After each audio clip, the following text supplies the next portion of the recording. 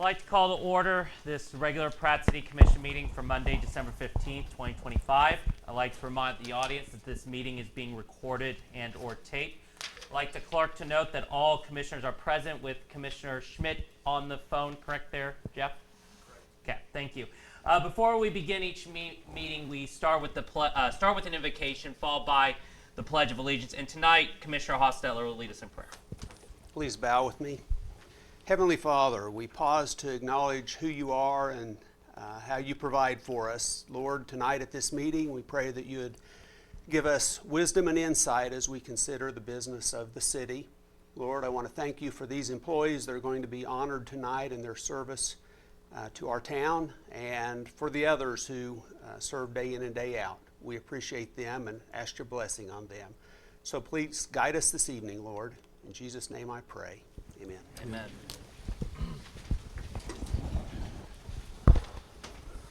I pledge allegiance to the flag of the United States of America and to the republic for which it stands, one nation, under God, indivisible, with liberty and justice for all. Thank you, Commissioner Hostetler. All right, before we begin regular business, we of course have to approve the agenda. Gina, is there any additions or corrections or taking off anything off the agenda? No. Okay. With that being said, I'd like to make a motion that we approve the agenda for Monday, December the 15th, 2025. Second. It's been moved and seconded that we approve the Monday, December 15th, 2025 agenda. Any other discussions? All those in favor, please say aye. Aye. Okay. That being said, we're now moving on to minutes for the joint city-county meeting for December 1st and the regular meeting for December the 1st. Is there any corrections, Bree, that needs to happen with this, or? Not that I'm aware of. Okay, all right. With that being said, I'll make a motion that we approve the December 1st, 2025 joint city-county meeting and the December 1st, 2025 regular meeting as presented in our packets. Move we approve those, or second it. Okay. Thank you. It's been moved and seconded that we approve the joint city-county meeting and the regular meeting for Monday, December the 1st of 2025. Any other discussions? All those in favor, please say aye. Aye. Okay. Minutes are approved. Moving on to business 6.1, presentation of the 2025 Employee Service Awards. Mayor Farmer. Okay.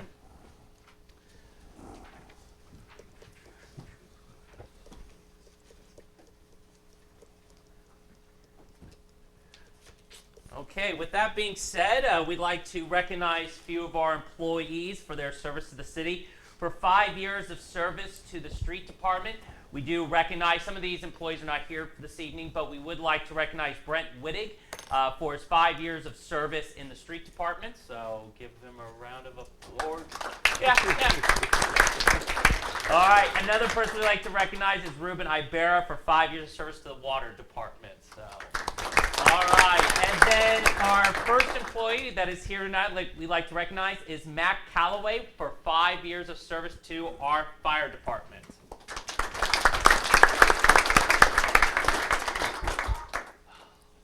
Congratulations.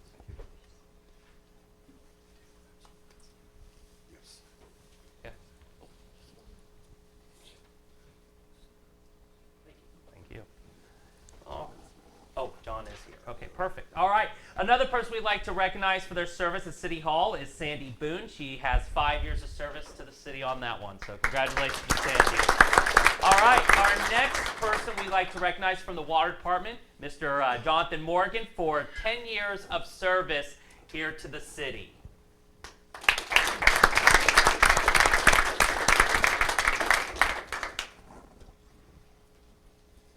No, you're good. Congratulations. Yes.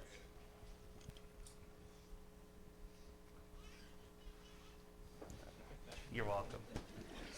All righty. Let's see here. Oh, what?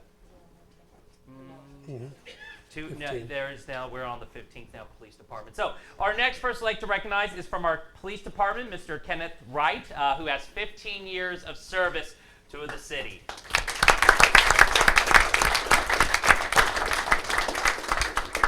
Congratulations.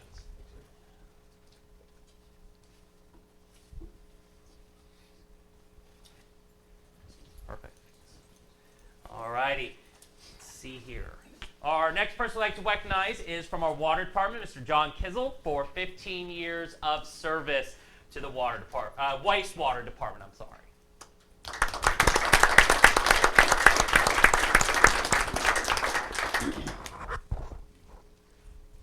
Congratulations.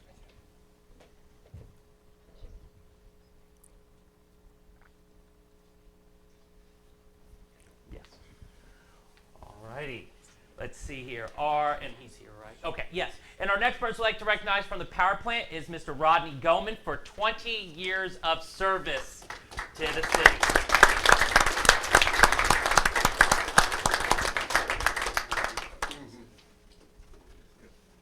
Congratulations. You're welcome. Yeah, that's perfectly fine. Perfect. Thank you. All righty. And we're recognizing Rob, right? Okay. And then James is not here, right?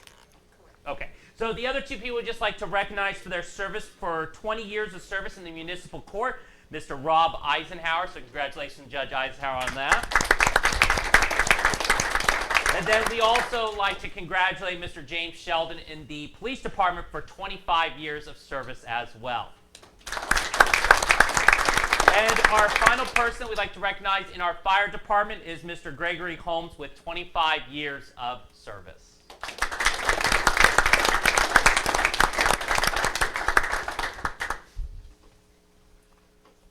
Congratulations. Thank you.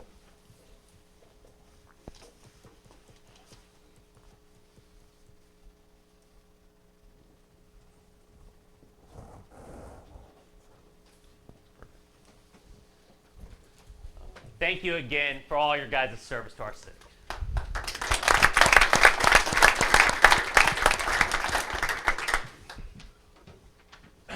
Alrighty, now we are moving into 6.2, the swearing in of Mr. Jeff Shanline as our Public Works Director, Ms. Regina Gall. So Bree's going to do the actual swearing in. I'm just going to introduce Jeff. He has served the city in a dedicated way for the last 16 years. He's at Pratt. He graduated from Pratt High School. He went to Pratt Community College. His lovely wife, Crystal's going to help with his swearing in, I think. And Jeff worked under Russ. He shadowed Russ for about a year and a half in anticipation that Russ was going to retire one day. And so he is well prepared for the job, and he's been doing a great job as the interim, so I'm pleased that he's agreed to become the permanent Public Works Director. Awesome. Well, we're looking forward, Jeff, having you up here now as the official Public Works Director.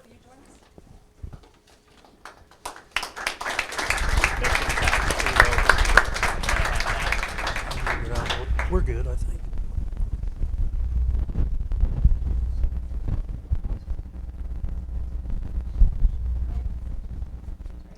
Jeff, repeat after me. I, Jeffrey Shanline, do solemnly swear I, Jeffrey Shanline, do solemnly swear that I will support the Constitution of the United States, that I will support the Constitution of the United States and the Constitution of the State of Kansas, and the Constitution of the State of Kansas and the ordinances of the City of Pratt, and the ordinances of the City of Pratt, and faithfully discharge the duties of Public Works Director. and faithfully discharge the duties of Public Works Director. So help me God. So help me God. Congratulations. Thank you.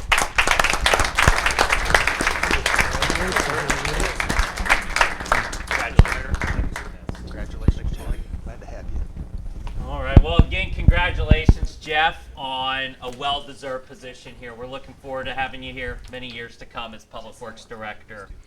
All right, moving on to probably one of the big discussions here for tonight is discussion of 6.3 of the Neighborhood Revitalization Program.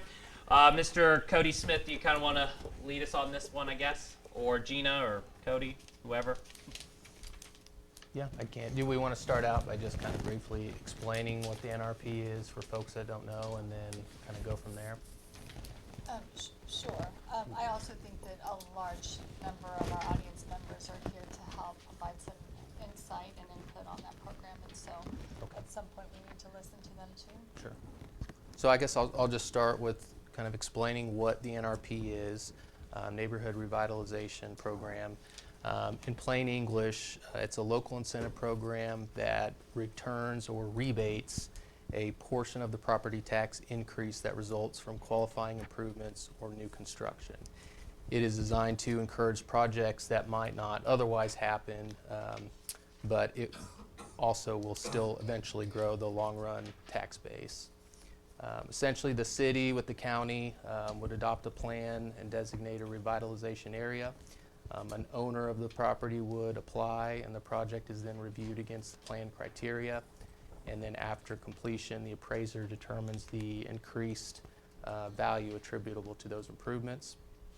The owner pays the taxes, and then a portion of the increment is then rebated for a set number of years.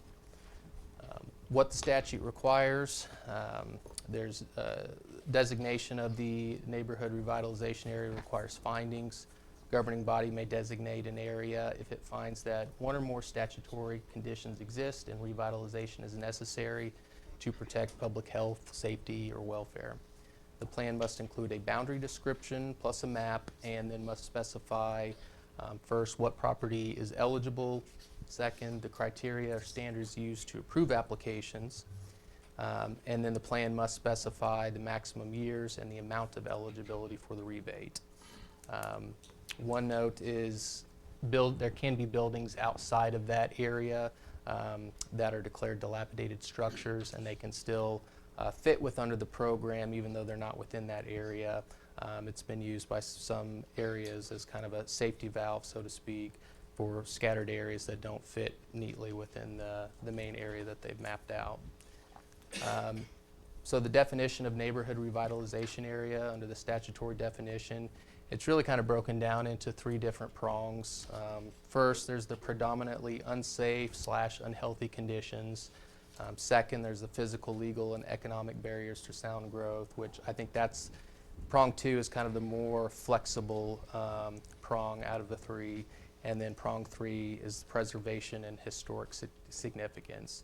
So in looking at that first prong, the predominantly unsafe and unhealthy conditions, examples would be widespread dilapidation and deterioration, inadequate ventilation or sanitation, overcrowding, conditions endangering life or property, such as fire or structural hazards. Those are kind of the main examples. Prong 2, the physical, legal, and economic barriers to sound growth. Examples there, many deteriorating structures, inadequate streets, incompatible land uses, faulty lots, access, unsafe conditions, title defects, tax and assessment delinquency, and factors that impair growth or impair housing. So that one then just, in and of the language it uses to me is the more flexible one, because some of those conditions, it just really depends on a city by city and county by county basis in terms of what would fit within those types of criteria. And then prong 3, the preservation historic significance. Examples would be areas where buildings predominate that should be preserved or restored due to their age, history, architecture, or significance. So downtown blocks, historic neighborhoods. Again, this one fits into a lot of areas that do have blocks and downtown areas that are historic and were built some time ago. The next point I want to talk about is the limits and guardrails. The rebates are tied to the ad valorem property tax increment attributable to the improvements. So it's not an upfront subsidy. Like I said, the tax is still paid. It's just then there's a rebate that comes back depending on essentially what the plan sets forth in it. Statute requires the findings in a plan that defines eligibility criteria. There's an application process and set the maximum years and amount. I believe the current one has been set for a 10-year period. There's a public process. The plan for adoption requires a notice public hearing. So the notice is published and a public hearing is held to basically set forth the plan. And then if the public has any comments, questions, or anything like that, that would be their opportunity to discuss those with the governing body. And for the NRP, the school district participation, it's currently included, and it does specifically allow for school districts to be included, which a lot of other programs regarding economic development do not include that. So that is kind of a special factor or special aspect of the NRP. And I think, well, it's an important one because there's generally a decent amount of the taxes paid represent those school districts. So the risk of, there's a few risks involved on both sides of it. There's a risk of an overbroad boundary. There has been a Kansas Attorney General opinion issued that states, if one, that is supposed to be aimed at one or more areas, and that it's doubtful if an entire municipality or county was designated that it would meet the statutory conditions, and doing so could invite legal challenge. So the practical risk would be higher risk that the rebates are viewed as a general purpose tax discount rather than a revitalization tool, which is what the NRP is intended for. Harder to document factual findings that statutory conditions exist across all land types, especially rural and agricultural. Fiscal exposure, if there's more potential applicants, it could make budgeting unpredictable because there could be more rebates issued than expected, unless the plan has some type of cap on it or some type of tiers that are included with it. And then just the general perception risk that the program may be seen as unfair if it benefits projects that would have incurred anyway. Of course, there's also the risk of an underbroad boundary as far as competitiveness goes. If neighboring jurisdictions, such as other counties in the area, offer a broader NRP coverage, Pratt could be found less attractive for hotels, retail, infill development, and other investments. Obviously, if a potential investor is going to save more on their taxes in another community than the one that they're looking at, that could certainly be enough to sway them to invest in that other community. Missed corridors and areas.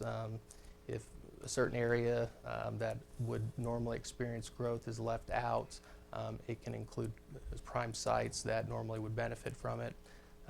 Uncertainty can create friction, reduce investor confidence if they're not sure whether or not their project would actually receive the benefit. And potential uneven outcomes. If the program only focuses on the worst areas, it can leave different development areas that would be important to a city without a tool to be able to pursue those. So what many communities have done with NRPs is, and Reno County is one of them, is they still provide for a broad area, a broad neighborhood revitalization area, but then they break it down either into multiple districts or multiple tiers, and then they pair that with different criteria, like minimum investment, code compliance and tax delinquency.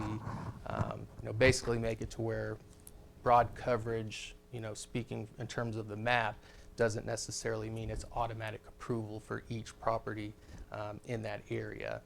So you kind of look at it as a two-stage approach. You have first the map, which includes the areas that the governing body deems that could be qualified, and then second, you pinpoint more specific criteria for those that if they're in that area, okay, they meet that standard, they go to the next one, and it looks at whether or not they meet those specific criteria that the governing body sets forth. So again, it doesn't make it an automatic approval. It's just whether or not you're in the area to even be looked at in order to qualify for the NRP. As far as eligibility criteria, again, I believe a broad map would be acceptable as long as there are some eligibility rules built into that. It has to be located in the NRP or approved as one of those separate dilapidated structures. It has to be qualified work, whether that be rehab, additions, new construction, and generally there's a minimum investment amount or a minimum appraised value increase, which makes sense because, you're really only going to want to go through that administrative process because it can be a lot of work on the administrative side of it, but it only makes it worth it if there's actually going to be a benefit there. There's going to be a raise in the appraised value to where there's going to be some type of amount of money that comes back to the property owner in terms of a rebate. Some that I've seen have ranged from $5,000. I believe Reno counties, I'm just using them as an example because it's been discussed before, but I think their minimum is $25,000 minimum investment. Other criteria: that all the permits are properly obtained, that any building or work conforms to zoning or building codes, that there's not any delinquent taxes, special assessments, no active tax protest. Some have set forth only one incentive program at a time if they do have multiple incentive programs. So essentially, I think if we're looking at two things: too broad or too narrow. Again, if it's too broad, it's harder to support statutory findings across all the parcels included. There's a higher legal challenge risk pursuant to the Attorney General opinion. Unbounded exposure without potential caps or tiers, and that perception that there's a tax break for everything. To mitigate that, exclude land types that are hardest to justify. I think generally just kind of open agricultural areas within a county are the easiest to exclude at first, unless there are, for whatever reason, are some planned development areas in those zones. I think it's important to document findings by the zones. I think for Pratt, one option would be to basically have 3 different zones and use those 3 prongs to create those zones. So you have the one prong of the unsafe, unhealthy conditions. You have another prong or zone of the physical, legal, and economic barriers to sound growth. Again, I think that's the one we can use more in a flexible way. And then the zone for preservation or historic significance. Downtown area I think would be good for that. Different neighborhoods that are historic would fit well within that area. Again, the other risks of too narrow: it would miss strategic areas for investment. It'd be less competitive for jurisdictions with wider coverage, and could potentially be more boundary amendments in the future, which would create some uncertainty.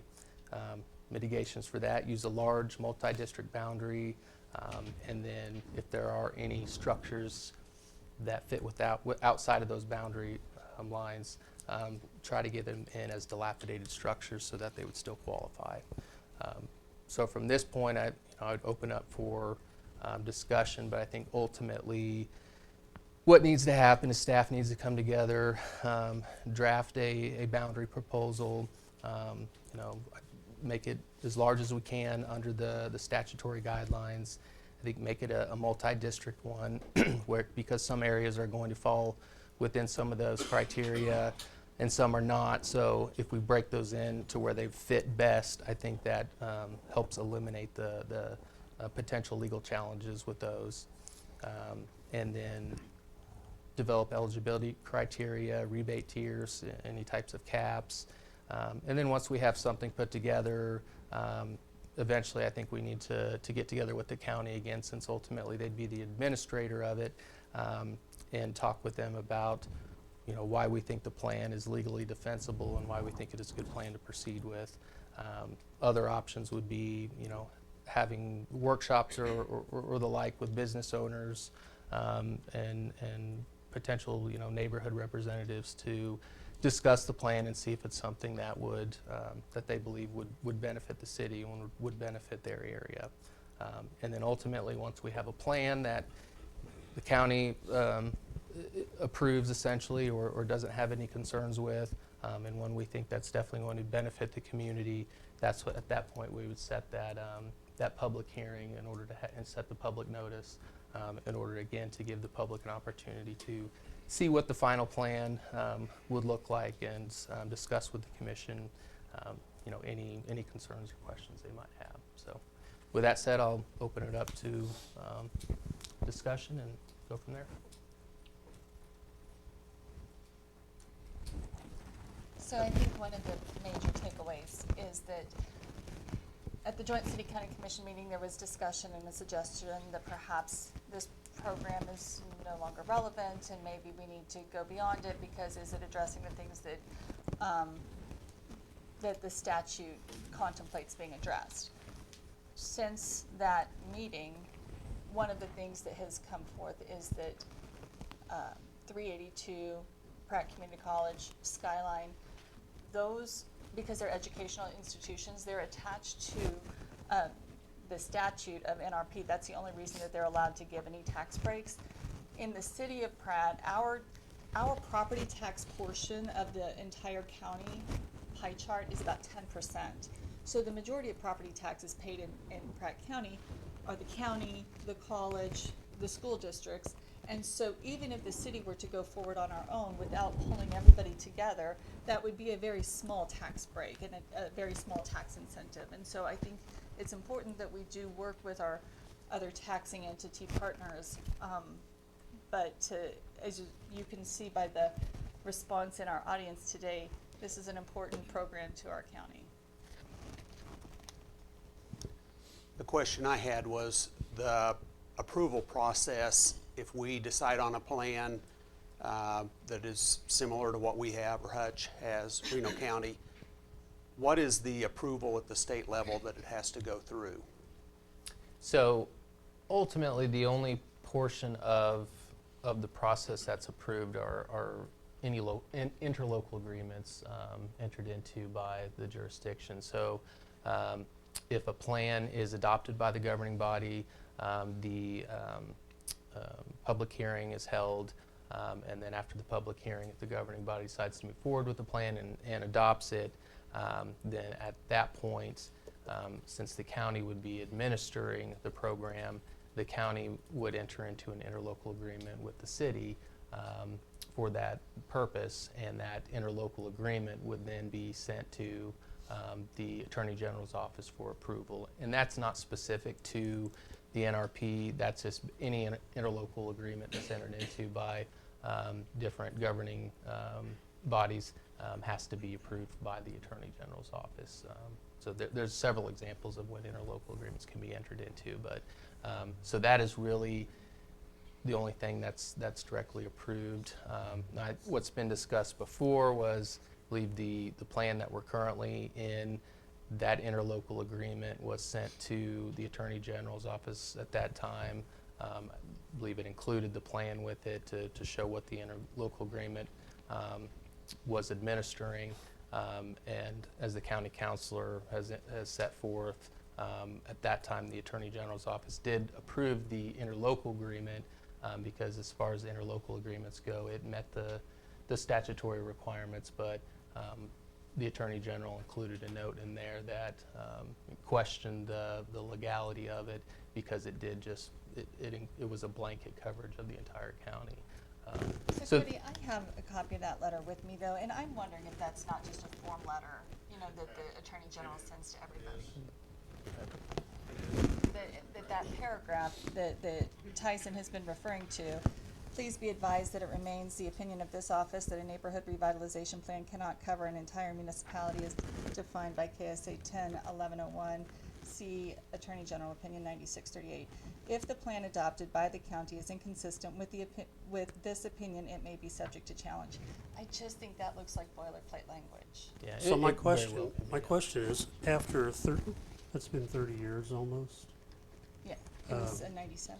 I spent a couple hours looking at other, in Kansas, municipalities, counties that they're NRPs.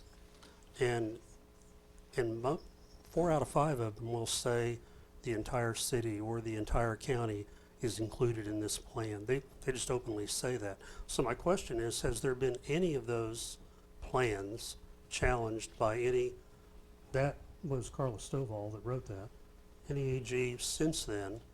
Because I guess I don't understand why we're looking at it in such, I think it could be revised and tweaked to be even better than what we currently have.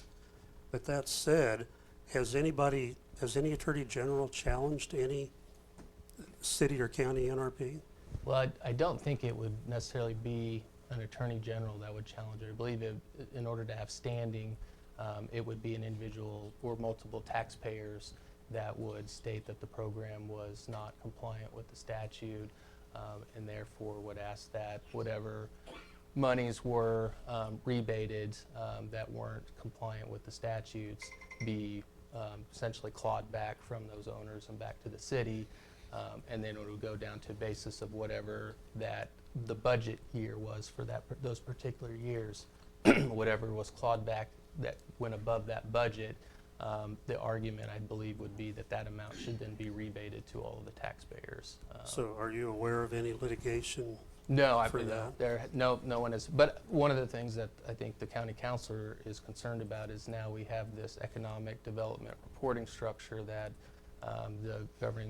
the counties and cities have to follow. So the information is going to be more accessible by the public because it is going to be posted on a database. I believe that's one of the issues he brought up. So that's why my recommendation is that we, at least take out areas that are clearly not going to be used in the NRP. So, one, we at least take out the initial argument. Well, you just use the entire county. I think there's got to be some areas that the odds of using it there are going to be quite low. So we might as well just take those out, and then we use that approach of using different districts based on those three prongs. Where we can really pinpoint our basis for why those areas are compliant with the statute. I think as long as we set forth, some reasoning and put forth that the attempt was made, I think that puts us in a much better position than simply stating blanket coverage. It would at least, get us past the cursory review of it and saying, hey, they just did the blanket coverage. Let's look into this more and see if they're violating it. To where if they look at it and see that we have kind of a different stage approach, it's not going to look like we're just doing a blanket coverage. It's going to look like we're looking at different areas of the city. We're kind of categorizing them differently because we've read the statute, we've read the criteria, and this is the support we have for why they comply. I think we can still fit a large part of the area within the NRP. I think it's just from a legal basis, it's best to be specific about it and provide, reasoning to support those findings. Because anytime you do that, you're going to have a better basis in terms of if anyone does question whether or not it complies with the statute. Well, we kind of reference Reno County because they revised theirs in February, and it looks like they did a good job. But what they did, they basically declared the whole county, but then they carved out areas. They couldn't be municipal-owned property, county-owned property, school district-owned property. So they did designate the whole county. They just pushed out some, and those would be obvious exceptions anyway. Yeah, and that's what so they started with a big area, including the entire county, except for those exceptions that you just mentioned, some other ones. And then, so here's the area you have to be in order to be considered. And then you go next down to then all those other criteria that have to be met. And then one of them is, I believe, that if the property is worth $500,000 or more, it wouldn't qualify. So right there, if someone tried to argue, well, you're including the entire county, well, obviously you're not, because every property that's $500,000 or more is automatically excluded by that second criteria, that kind of second phase criteria. So those are things too I talked about. We make it broad, we categorize it, and then we put forth other criteria in there that would help show that we're trying to apply this to areas that qualify, not just a blanket coverage on everything. After kind of talking about it over the weekend and everything, I don't know if it's best. I think, Gina, you brought it up, of course, and I don't know how you guys feel, but I think maybe we should kind of do a subcommittee over this a little bit, have city representation, have county representation, of course, but also at the same time having players from the residential side, commercial businesses, whatever that is, to help figure this answer out, of course, on what is fair for everyone and where we can kind of meet in the middle and compromise on this, Now, Cody, for us, we kind of said, is it March the 1st or March the 31st we need to kind of take care of this?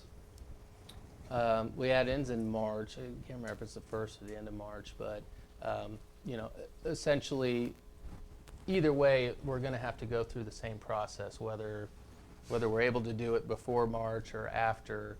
We still have to have the same public notice. We still have Yeah. to have the same public hearing. So, you know, ideally, it would be done before it expires so that it then just starts right back over. If it does expire, say we do it in April, we don't get to it till April, and then it doesn't take effect until May, there's, you know, 1 month where you know, if someone wanted to do something in April, they wouldn't be able to because it wasn't active. But yeah, ideally we'd get it I in. don't know if you guys remember, but Bob and I were the attorneys. He was the county counselor, I was the city attorney when we implemented the last one, and it was late.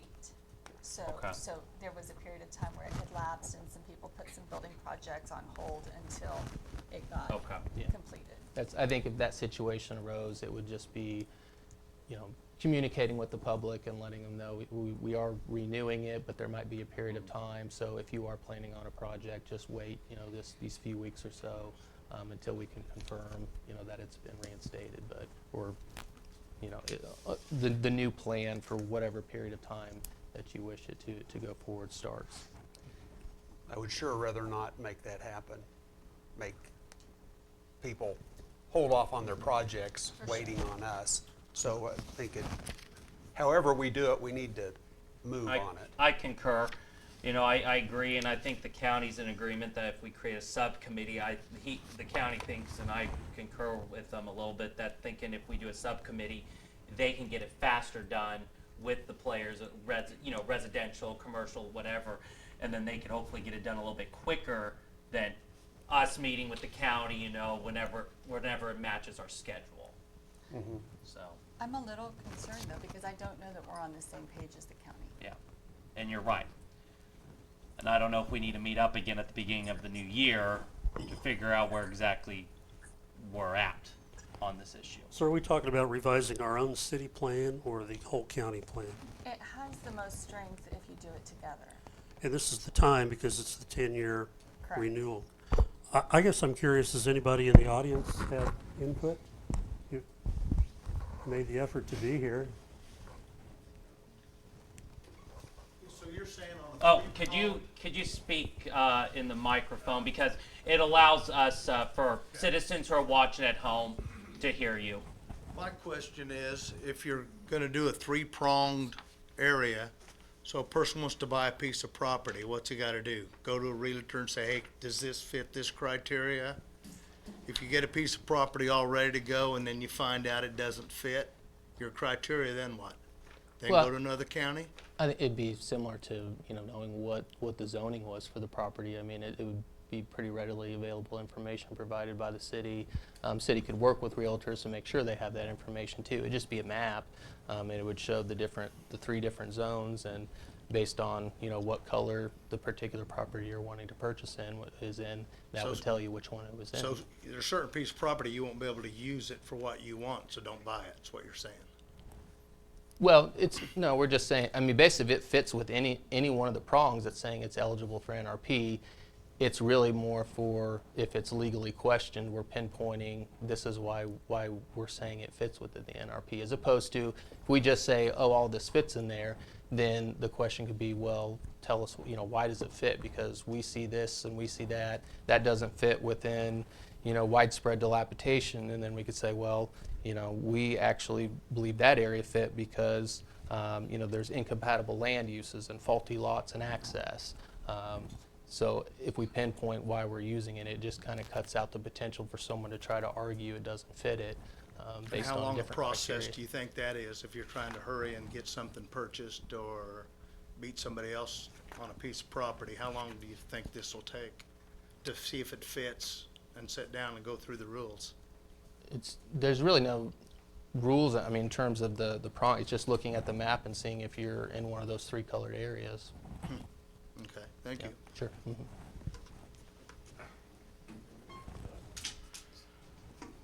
I have one question. The document you read from this evening, is that a printed copy? Is that something I can get a hold of? I don't hear like as good as I used to, and so you It's- talked about a lot of things that I didn't hear. Is that something we can get a copy of? It's just some notes that I prepared, but I could put something together. I'd like to see those. Okay.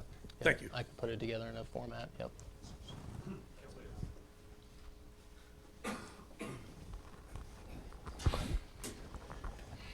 Thank everybody. Kelly Estes from BTI. And I'm pretty passionate about this program, and I'll tell you why. That lady sitting down there knows why. When Greensburg got destroyed, Pratt County had Revive Act, and it was open to the county.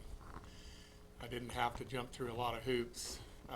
The mayor was a write-in vote over there, and he didn't want to be mayor. And business groups started, they didn't talk to him, and Johnson County came out. Jeanette remembers, I know, and they came out and they said, we don't need that. You can't utilize that. You don't have a town. Well, they had insurance checks, and everybody that was destroyed, I don't know if you want to call it dilapidated or not, but anything that was destroyed that wasn't there, they actually said we couldn't get it, and it was going to take another year before we get all the entities together. And that lady right there helped get it through Sebelius, and her expertise in knowing people, we got it back, but it was 6 months late. The 2 months that we fought 2 months with them trying to even get in front of them. And then by the time they did it, all the money went to all the areas that had it. And let me tell you who had it. Barber County had it, Ford County didn't have it in Ford County. They do now, and that's a whole nother story. But I will tell you, you're gonna hurt things from a tax-based system. And if I could share a couple documents with you, I brought enough for everybody up here to read. I don't know about in the crowd, but we don't have to go through them tonight. But this is actually from your statutes that you guys used. I've got copies of statutes, and I've got what the Department of Commerce, the State Department of Commerce, puts out about this program. Okay? It doesn't follow the dilapidated at all. But there's a statute, if you guys go further, and I've got a copy of it here, on the same statute you're looking at 112, 114, 115, and I'm going to pass it out here in a minute. You don't need to go, but on 118, it has something a little better. Oh, are you? Okay, perfect. I'm sorry, I didn't bring that. I didn't know how many were going to read it. Thank you. Look at two there. Yeah, I got that. Thank you.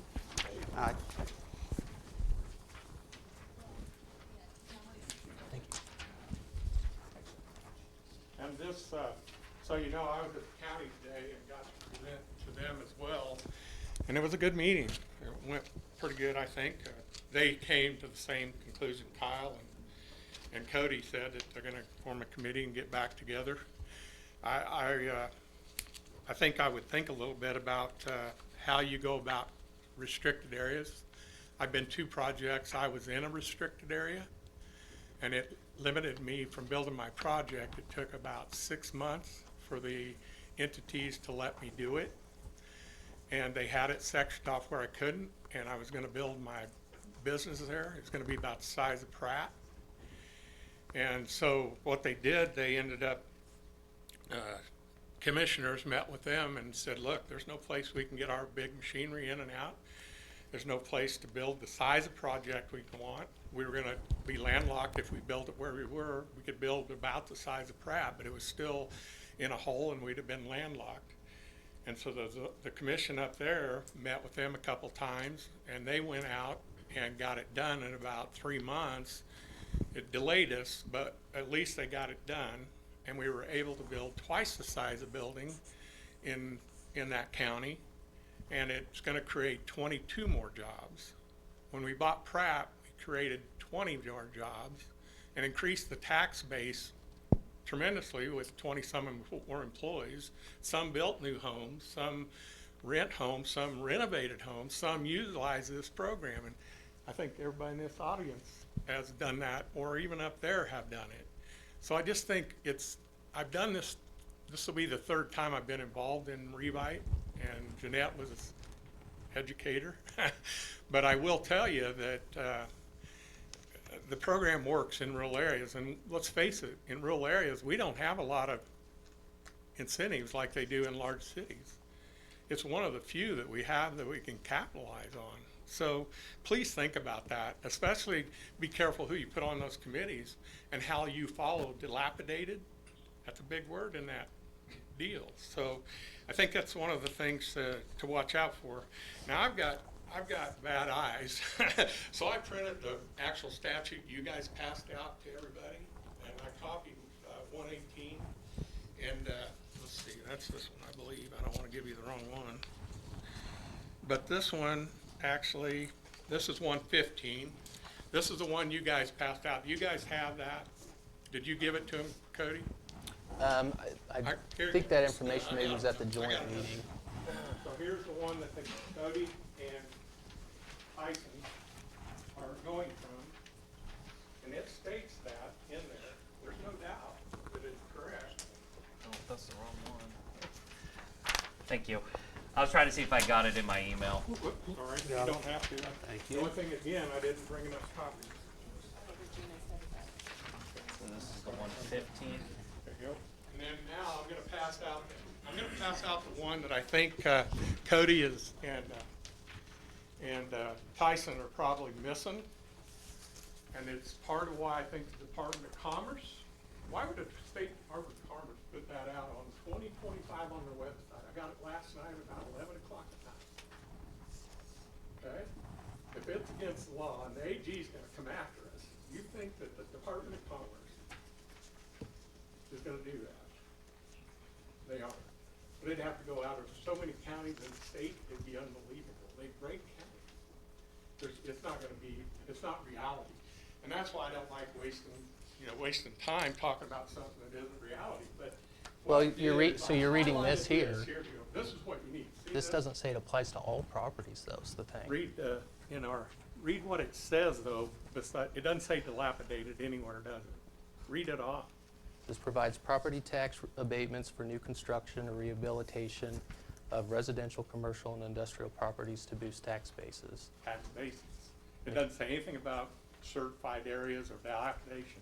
Here's what I want you to read. This is the statute. This is what you have. Only thing is this is such fine print, I'm old, I can't read it. So I printed this off and I highlighted, I think, where these other counties and the other lawyers in the other counties are just, the commissioners just sign it. It's not a big deal. Jeanette, it's not a big deal. 3 commissioners sign it, send it in, and they'll send back the deal, and they might have a copy of that form letter in it, because it did in Kyle County. So, but here's the other one, if you want to read what I think they're missing. It says or, doesn't it? It doesn't say only. Now, why would it say that if it was one or the other? Just say dilapidated or in that area, right? In that zone you're talking about on the board.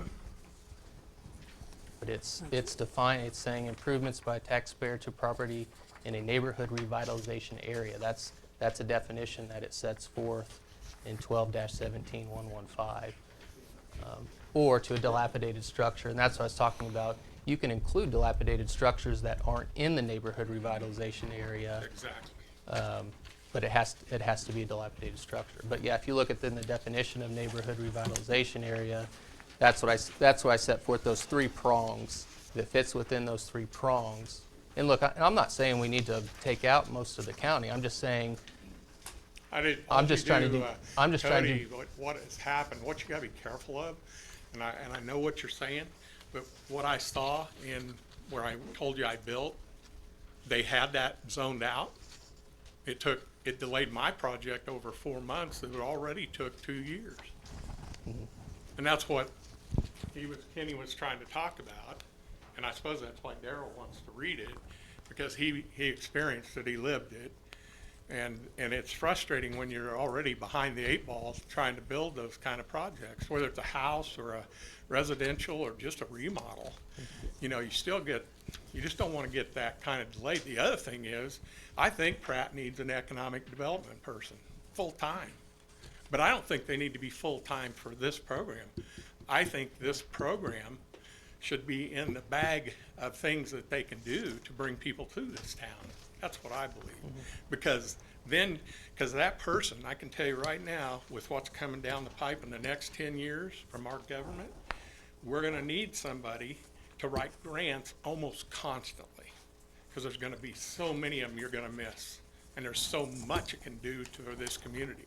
Way more than a NARP or any of that. And you don't have, if you're reinventing the wheel, why are we reinventing the wheel? You've been doing it, it's been successful. Have you had much pushback? See, where you get pushback and when some taxpayer is gonna come in and protest it, you know who's gonna do it? The people you just left out of the zone. Now you are asking for legal work. But I know you're a lawyer and you're not trying to create that. You're looking at the best interest of the city. But anyway, here's another thing. I get aggravated with my people if they come in without a solution. I listen to their complaints or their problems, but I truly get disappointed when they don't hand me a solution to it. And that's what I'm doing. This is something I recommend you look at. It's a single page. You can take it or you can throw it away, whatever you want, but I hope it helps. So, I got quite a few of these.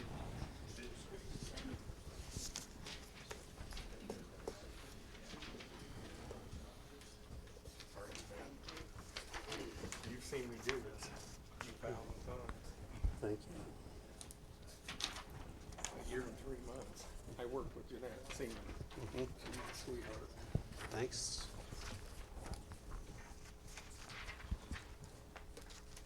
Thank you.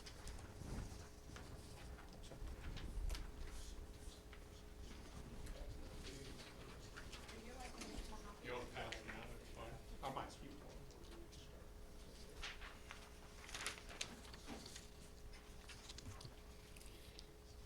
And then the other thing is, if you follow this guideline, and that's my question for you, Cody.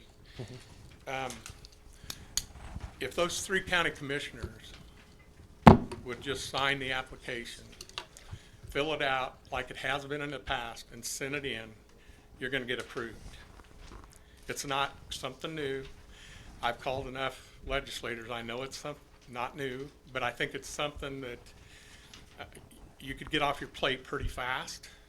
And those entities, once you signed the or the county signed it, then each entity could go out and do their board again, but that wouldn't take long. You're talking, when boards meet once a month. 1 month you should have it done and just do it like you've been doing it, unless you've hit something illegal, which you haven't. But I think you're about to if you make the mistake of doing those sections. Now, if you want to do it because you feel like the AG is telling you to, that's fine, but your letters are dated 2017, 2012, and 1996. Right? And I just want to clarify, it's the NRP itself isn't approved by the AG, it's the interlocal agreement. Right. But that's the county. The county starts it. Right. The other entities sign off on it. Right. That's why I said if those 3 county commissioners signed that application and sent it in and passed it around to everybody, it would be a formality if everybody concurred, right? Yeah, the only You're thing. making it more complex. The only than thing it the needs to AG's be. office is looking at is whether the interlocal agreement is a legal agreement that more than one governing You- body can enter into. It's not really looking at the NRP You only aspect. report to them one time a year, right? You send it into the state one time a year, Send the what? numbers of the reporting of how the taxes work on each one of the revenues. Oh, the new program where Yeah, the you send economic it in. It's development once stuff. they've done that in the past, but they've done that in the past, haven't they, Jeanette? I think I did. I think maybe more general. Now we have to break it out more specifically than we used Well, to. I'm sorry, I've taken too long. I didn't mean to do that. No, I want to appreciate the tell you something. information. I love Pratt. I'm here because I live and breathe Pratt. I like this community. I like the leaders in the community. I like the wealth, the old money in the community that's helped build this town and keep it progressive. It's one of the most progressive young communities in here. And we're fortunate to have city and Pratt County people that care and work for the good of the community. So thank you And, but that's really all I got, unless you got questions for me. No? And I hope I helped you. Thank you, I All right, appreciate it. Thank you, Kelly.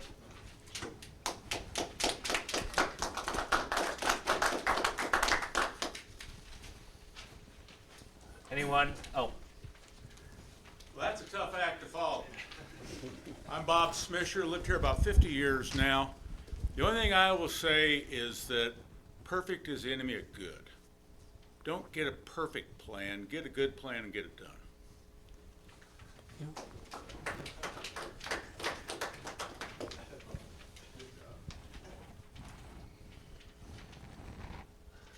anyone else?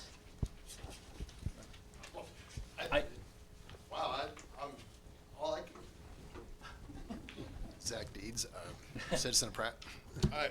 All I can say is I'm just so proud of this group for the civic discourse that happens here. This is what it's supposed to look like, guys, where we share differing views, and you guys are making an educated decision. I'm really impressed with that. This has moved along a lot in the last several days, and I'm really encouraged by the direction you guys are going. So thank you for your support. It's a great program.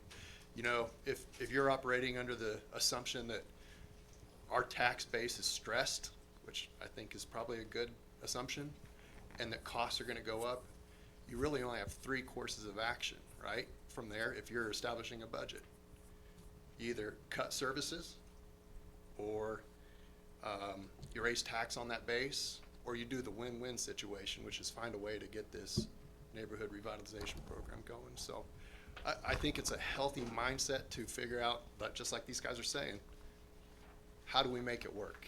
We put a mindset of, I think everybody agrees that the intention of this is right, the results are right. It's what us in business like to call a revenue generating expense. You know, you spend a little and you get a whole lot. So let's try not to shave there if we can. So appreciate you guys, open minds. Thanks. You. Thank you. Micah Nelson. I'm a CPA in this community.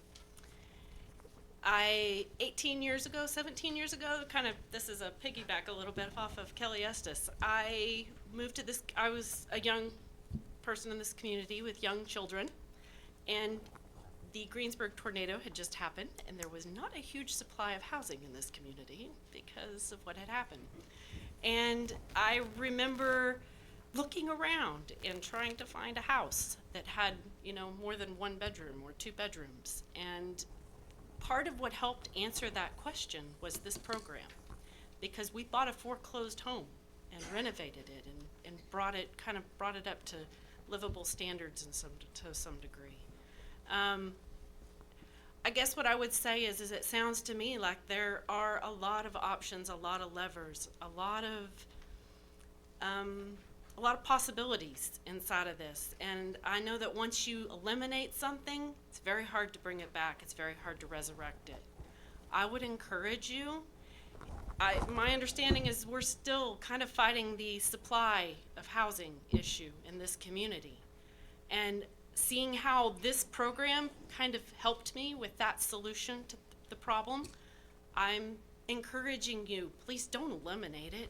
You have so many possibilities for ways you can handle this problem. Use a little ingenuity and try to come to some sort of agreement, because Zach's right. This is a game changer. And Kelly says it's an incentive. We don't have a lot of those in this area. You know, we need as many things as we can get to bring people in. And so for that reason, I would encourage you to sit down, hammer it out, come up with some ideas. You don't need a perfect plan. You just need a plan to keep it in place and keep it rolling for the reasons that a lot of us have stood up and shared with you. So I'd appreciate your consideration of that as you move forward. Thank you. Thank you.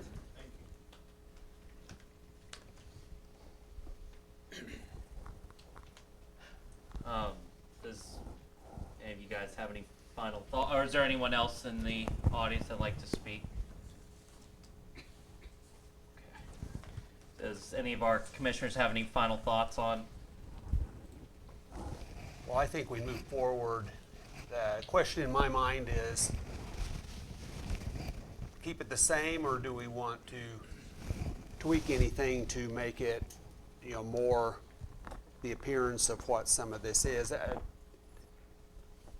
I guess there is, in my mind, a lot of merit to just renewing what we have.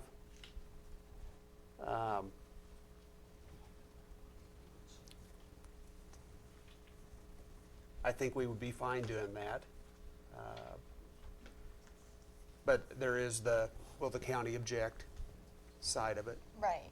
I mean, Tyson said he's not going to renew it as it is, that he won't be a part of that. And so that's where my concern He is. will not, you say. As written, he does not believe that the program is statutorily correct. So that's my biggest concern.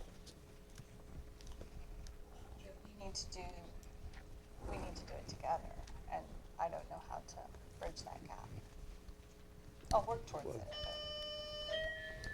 I mean, okay, to be blunt, the bottom line is what the three commissioners want, not what Tyson wants.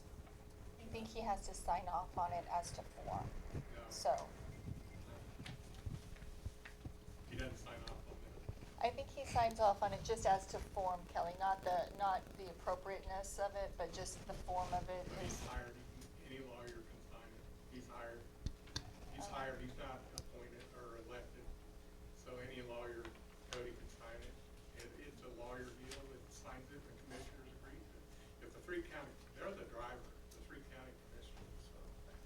But you're right, I mean, it needs a lawyer, but if Cody doesn't want to put his name on it because he's worried about dilapidated or whatever he's concerned about, I think it's probably bad advice for the community to come up with a different look on this program. It's been more, it's kind of scary to me that that's when I think you're gonna get the legal, somebody stand up saying, hey, what'd you do to me? You let them do it, why can't I do it? Sure, and Kelly, my concern is not Cody. I think that Cody, is trying to. No, he's just a lawyer, I know. Hey, Kelly, I'm a lawyer too. I mean that in a good way, too. My concern is Tyson, the county counselor. I'm concerned about getting his buy-in on it. I don't know that we have that. Gonna have to work together. It's one of those deals, everybody work together on it, that's for sure. And, it was a good meeting with them earlier, I thought. Good. I'm encouraged by that. Has Cody and Tyson talked yet, right now? A little bit there. We had a meeting with the kind of the participants, the stakeholders. It was probably a month ago now at the library. No, it was just, that was when kind of Tyson laid out, why his belief is what it is to the stakeholders, and then we kind of took that information back, and then ultimately we did have that recent joint city-county meeting, but since that meeting, no, I haven't talked with Tyson yet.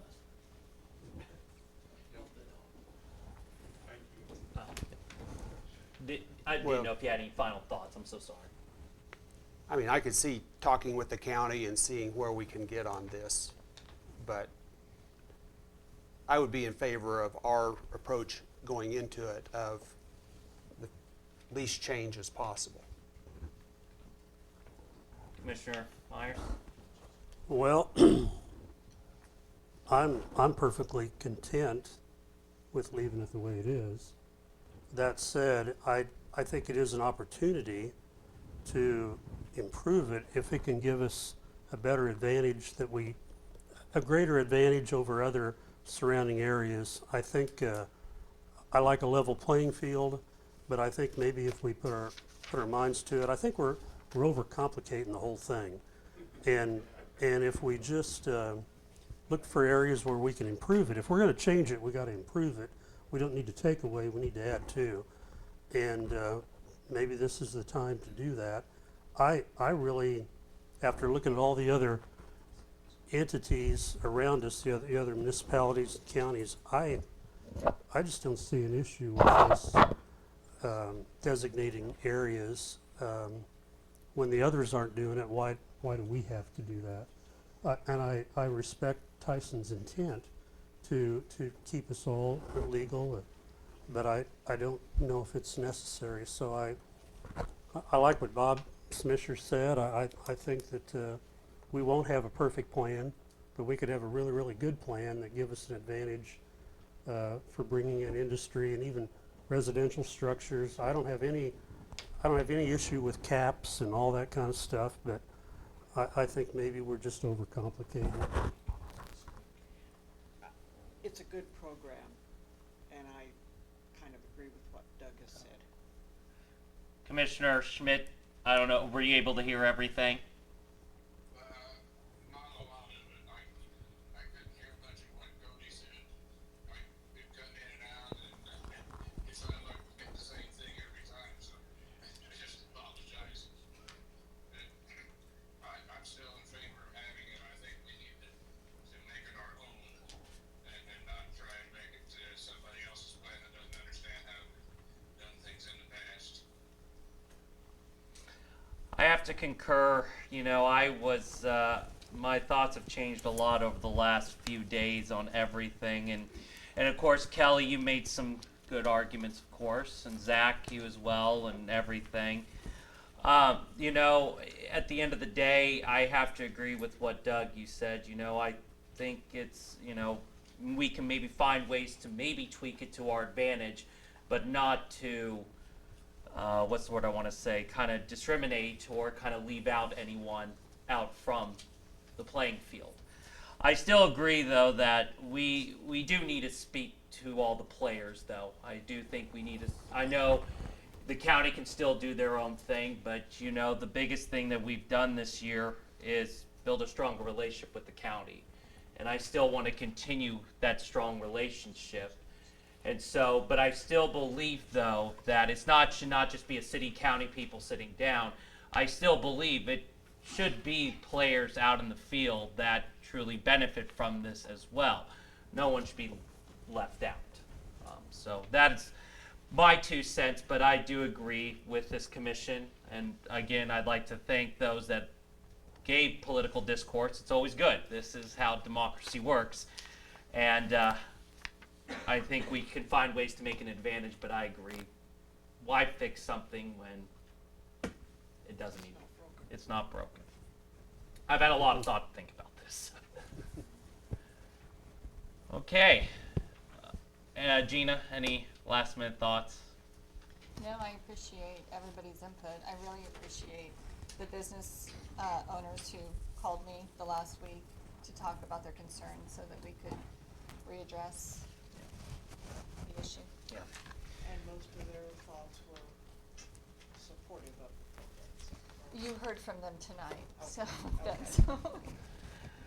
that's. Does anyone else have any more final thoughts before we move on? Okay. Thank you again. With that being said, we'll now move to 6.4. If I can find my, here it is. 6.4, discussion or approval of Travel and Tourism Board appointments. Tiffany Riley. Well, we'll wait a minute. We'll give it a second. Yeah, Tiffany I cleared cleared the the room. room, man. Oh, get lower some way to give you my contact. Oh, okay. So you can send it to me. Yeah, that's fine. Thanks.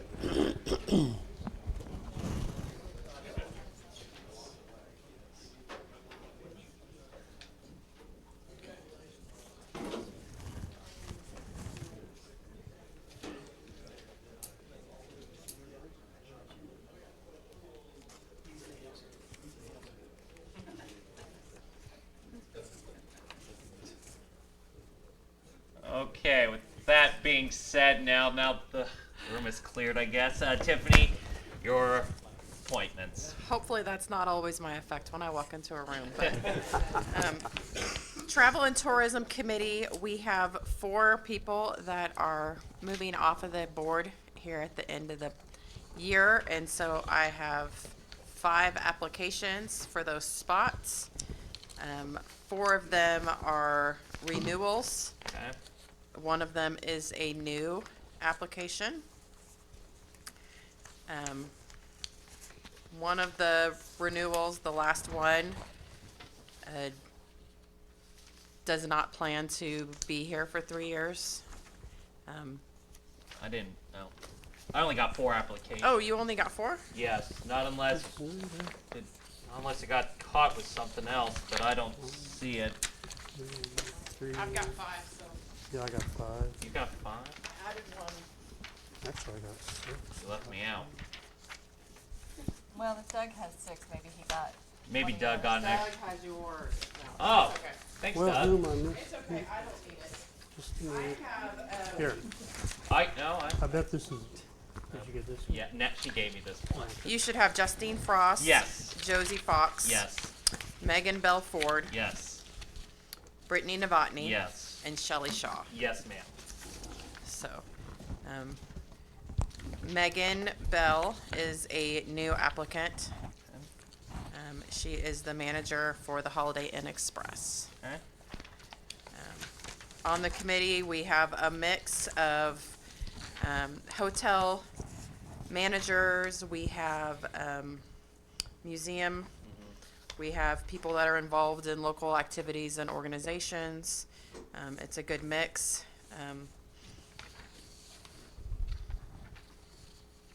I don't know how much.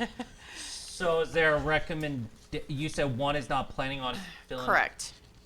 Shelley Shaw is hoping to retire soon. Okay. And when she does, she may or may not Okay. want to be on the committee. So she had said that she was going to step back, and Uh-huh. then she found out that her retirement date was changed, and so she said, I'd like to stay, but I don't know that I'll do the whole 3 years.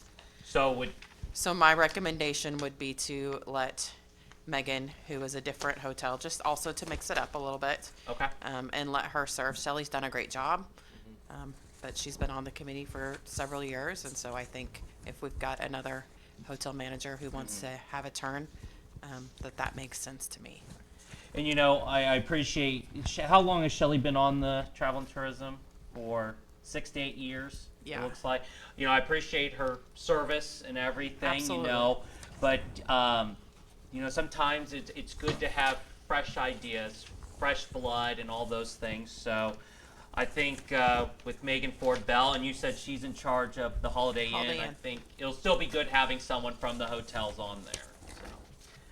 So, Cody, with this, is this I just appoint, or is this the commissioners vote on, or I get the approval from them? Which one? Yeah, I mean, it's generally the, make a motion to Okay. appoint and then, yeah, Okay. vote to take. Do you want individual, or is this or can we just do a group one? Like in the past, if everyone is in agreement, Okay. you can do a group. The only time it becomes an issue If is if it's a someone dis- disagrees with one. Monty, are you in agreement with all these? Jeanette?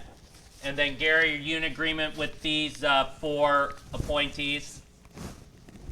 Yes, there's some of them I don't know, but that's okay. Okay. Take it away, Doug.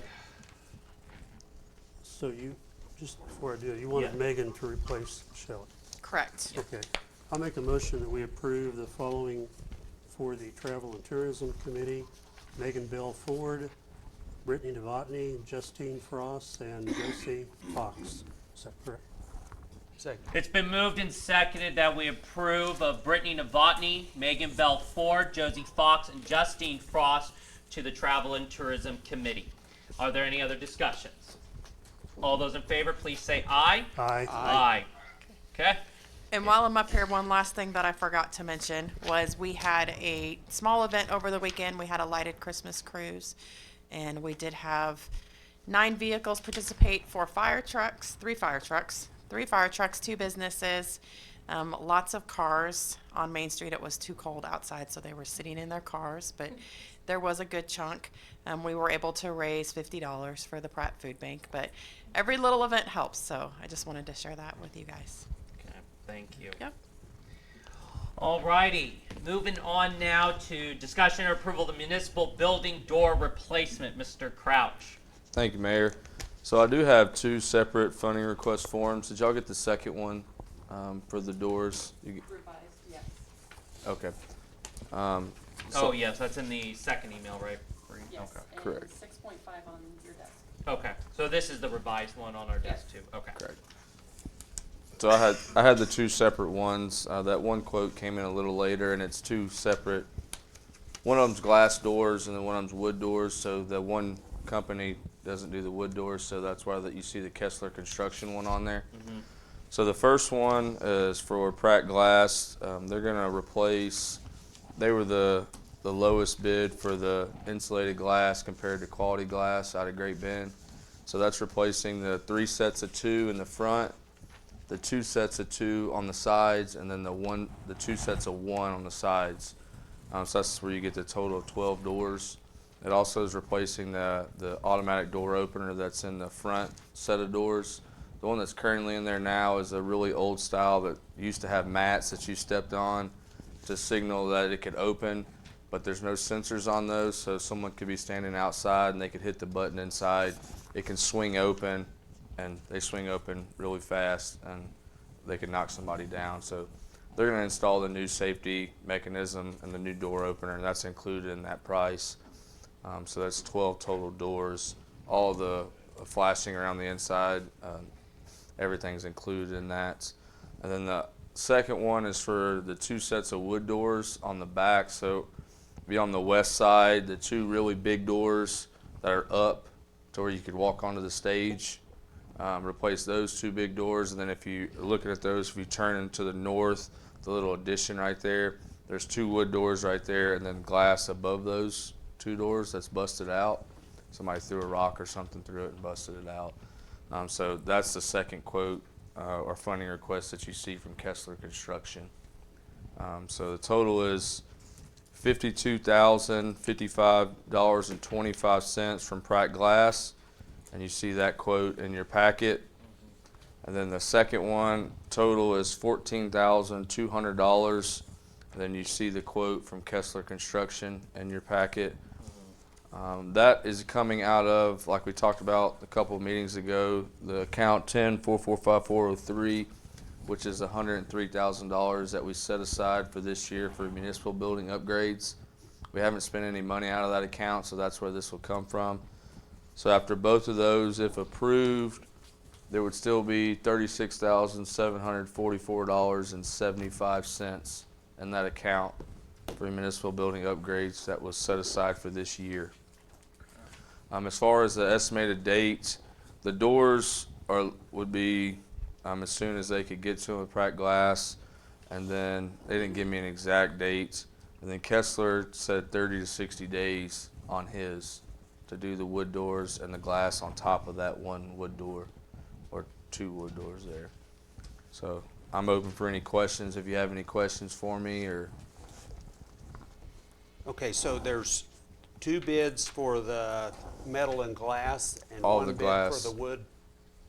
correct, because they couldn't do the Pratt Glass couldn't do the wood doors or steel on those 2, so we had Kessler Construction quote those.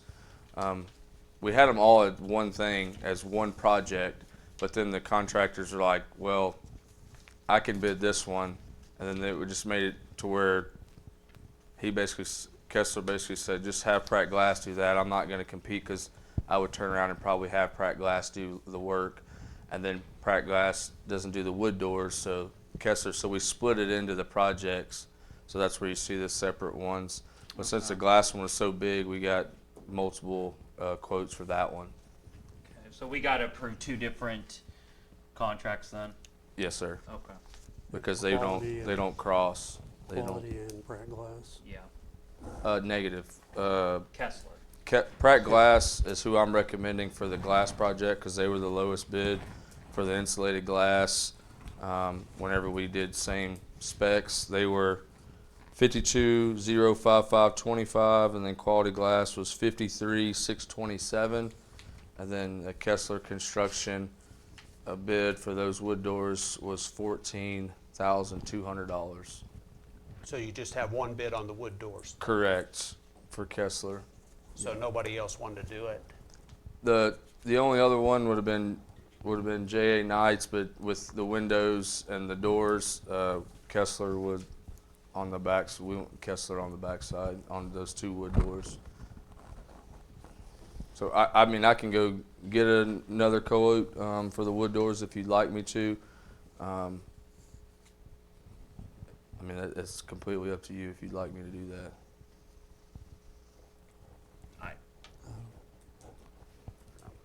So, different question. So when we were looking at the municipal building and talking about if we were going to use the second floor, an external elevator, and if we did that, would that work with, okay, I assume it would be at the front doors, and would that work with the door configuration we're talking about here? That's a loaded question, but it would not affect the doors. Where it would go, but it would, these 12 doors he's talking about would not be affected. Okay. Thanks for answering that, because I sure couldn't. You're much better. Appreciate that. Yeah, I knew an elevator question was in there, but nothing really of substance had been brought up to me about an elevator. So thank you for that. Appreciate that. Yeah, I tried to reach out to different businesses in town to give each, like I said, Chase is doing obviously the windows, and then Pratt Glass is the doors, and then Kessler's doing the backside doors. So try to give everyone an opportunity. If I could provide some context on the funding. It was my understanding at the end of last year, based on what the previous rec director had reported, was that we still needed about $100,000 of roof work done at the municipal building. And so we set aside $100,000 that was in the 2025 budget for the roof. It's in a fund that does not roll over, so it's not in a capital equipment fund, it's in, I don't know, okay. So if it's not spent, if it's not encumbered in 2025, then it goes back to the cash reserves. That's why there's money available to do the doors, which is good timing while the windows are being done as well. And we went, myself and Eric went up on the roof with probably 2-3 different companies to look at the roofs, and 2 of the 3 told us don't touch the roofs, they're fine. And one of them said they would redo the roof, but it wasn't like necessary to do, but obviously they would do the roof if we wanted to spend the money on it. So we felt comfortable with having multiple different roofing companies up there, that the roofs were all in fine shape right now. And so that's why we moved on to a different project for the municipal building that we thought needed to be done.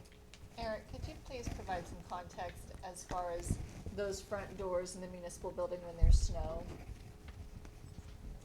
So you can hear me a little bit better? Yeah, when there's snow, the wind and snow blows right in those front doors.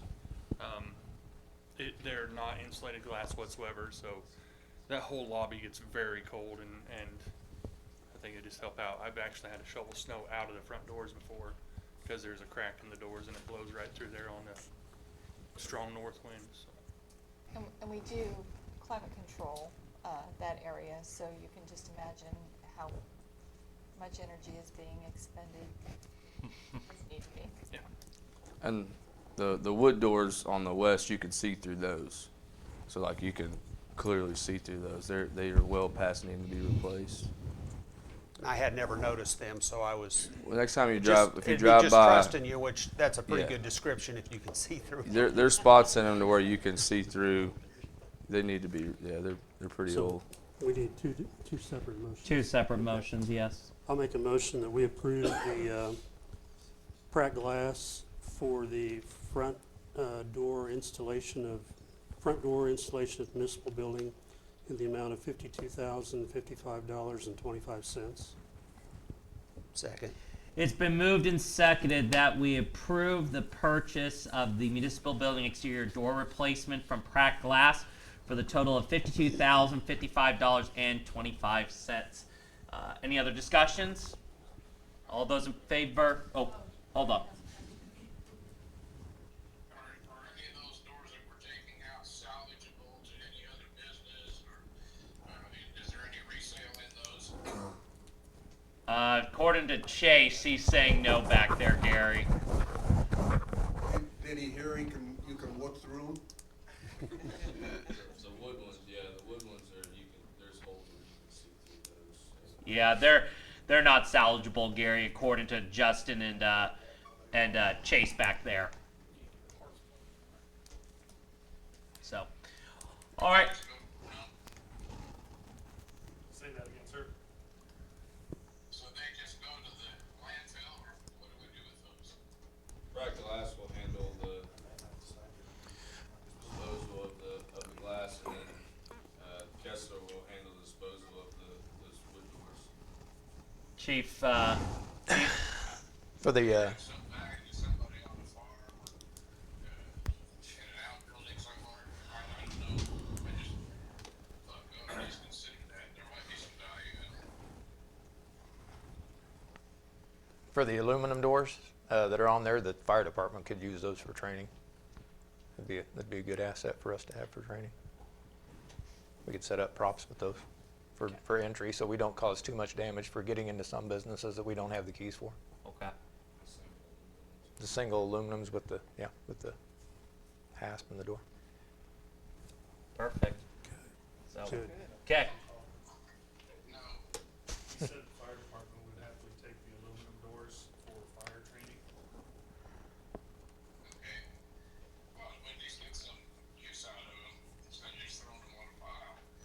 Seemed like that would be worth something. Any other discussions? All right. All those in favor, please say aye. Aye. Aye. Okay. Need the second one. Okay, I'll make a motion that we approve the replacement of the wood doors in the municipal building from Kessler Construction in the amount of $14,200. It's been moved and seconded that we approve the purchase of the exterior wood door replacement from Kessler Construction for the total of $14,200. Is there any other discussion? All right. All those in favor, please say aye. Aye. Aye. All righty. Thanks, sir. Thank you. All right. Now moving on to discussion or approval of the funding request of the lease purchase for the new sanitation truck, Mr. Jeff Sandline, and of course, Josh, you're here and stuff. So I think you have found some new quotes. Correct. Okay. Yeah, at the request of, commission at last meeting, I reached out by phone and emailed several, other distributors. One of which was, Ohio Corporate, who told me that their, next closest dealer would have been Oklahoma, and I believe they said Tulsa. But they assured me that they were not allowed to deal outside of their region. So, the only other contact I got back was from the truck center companies in Wichita, who then would have to buy the Heil bed from Armored Equipment. Their bid quote came back on a 2027 Freightliner chassis with the new Heil bed at $224,930 compared to the Armored Equipment bid that we presented last time on a 2026 truck at $226,473.18. Josh, you went through the specs on both vehicles and they Yes. were Ideal identical, is, correct? yes, correct. The only difference that I saw was the delivery date. The Armor Equipment was immediate. Truck Center quote was for April of '26, which is still in plenty of time for putting in use, for compost. Yeah, compost, yes. Soon Okay. that we'd have to put it in. Yep. Also with this, at the request, I took the bid amount from Armor Equipment to 3 local banks and asked them to provide finance agreements in the 3, 5, and 10-year terms. All 3 institutions came back with those. They are all included in your packets. Fusion Bank's 5-year at 4.05% came back at a annual payment of $51,494.46, which was the low bid in amount and percentage, which would be my recommendation. So at this time, I think we are asking for your approval for the purchase of the Truck Center Company's 2027 Freightliner with a Heil bid on it for a purchase amount of $224,930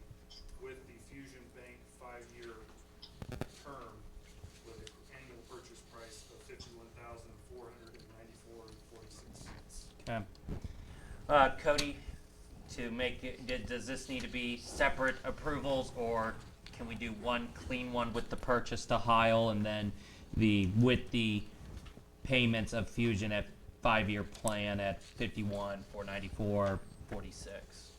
Would you rather us do 2 separate approvals? Yeah, probably 2 would be Okay. better. So I can abstain from the one, Yes.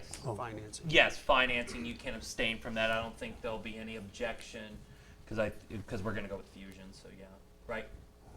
Yeah, that's what your recommendation is. Okay, okay. Sounds good. Okay. Anyone want to make a motion? No, I just had a Oh. question. So on the 2 trucks, they'll be the same, because, we look at all those specs and they don't really mean a lot Yeah. to me, no offense. But I just want to make sure you're happy with either one of those. Yes. They're gonna have the same Packer thing on it. Yeah. Pretty much Truck Center's gonna have the truck. They'll have the bed put on at Armor. Okay. And Armor would have to get the truck. I'm But surprised it's all Armor the didn't, same. well, they didn't have an opportunity to rebid, I guess. Okay. Okay. Yeah, the 27, they didn't know when, because they'd have to order it. Could have been from Truck Center, whoever, wherever and they weren't sure when they could get the truck. So, You want to? Yeah, so we're gonna first use the purchase of the dump truck. There we go. Not the dump truck, but you know what I mean. Trash truck. There we go. I'm looking for the. Oh, I mean, They were I have it buying right just here. I trucks mean, that are- Right there, I guess we could just do it. like that. I can make them. You want me to make a motion or? Go ahead. Okay. I'll make a motion that we approve the purchase of a sanitation truck from Truck Center Companies in the amount of $224,930. I second. All right, it's been moved and seconded that we approve the purchase of a 2027 Freightliner for the total of $224,930 from what was Truck it? Center. Truck Center Company. Truck Center Company. Any other discussions? All those in favor, please say aye. Aye. Okay. All right, and I'll make the motion that we approve of the payment of the 2026 Freightliner to Fusion Bank on a 5-year payment plan of $51,494.46. It's been moved and seconded that we approve of the payments of the Freightliner to Fusion Bank on a 5-year note for $51,494.46. All those in favor, please say aye. Aye. And abstention, Commissioner Hostetler. Okay, perfect. Thank you, Josh. thank you. All right, 6.7, discussion and approval of the 2026 cereal malt beverage license. Brianna Garden. Thank you, Your Honor. I have submitted the cereal malt beverage record request through the KBI this year. It was a slight process change from previous years. However, it was a quick turnaround, very easy to work with, but we did get approval on all of our license requests. We have 9 businesses that utilize our cereal malt beverage licensing, and it goes through the state application first, and then we also have to approve of the application. And all 9 businesses have utilized this program for years, so they've been approved on an annual basis. They were all in on time, and I don't have any objection to approving any of those, especially based off the KBI request. They didn't have any concerns. Chief, any concerns or? No. Okay. After discussion with KBI on this matter, it was appropriately handled. Cody, any concerns? Nope. Okay, perfect. Anyone like to make a motion for that? I'll make a motion that we approve the 2026 cereal, will it be 27 or 26? 26. 26. 26. Cereal malt beverage licenses as presented. Second. It's been moved and seconded that we approve the 2026 cereal malt beverage licenses as presented. Any other discussions? All those in favor, please say aye. Aye. Okay. It's passed. I will start signing those. Okay. 6.8, discussion and approval of community center remodel for the police department. Joel Oler, police chief. Thank you, sir. Back in May of this year, May 27th, this project was thrusted into my lap. I took it upon with great effort, and we have since come up with bids that were due October 31st. Let me go back a little bit. A little history about that building. A lot of people, just in public conversations that I have with people in our community, are blissfully unaware that the Law Enforcement Center is not a city-owned facility. That is a county-owned facility, and we've been in there for 49 years. The original agreement that was drafted in 1974, the city of Pratt would fund fully dispatch center, and it currently remains still in place to the tune of $500,000 a year is what we're paying in rent, I would guess you could call it. It's grossly undersized for the police department. The building, we actually have investigations in the municipal building.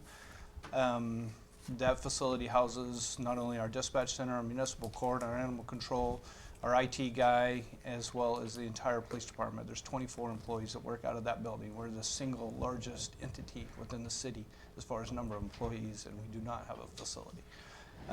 Tackling this building and getting this corrected has become not only a priority of mine, but working with Regina.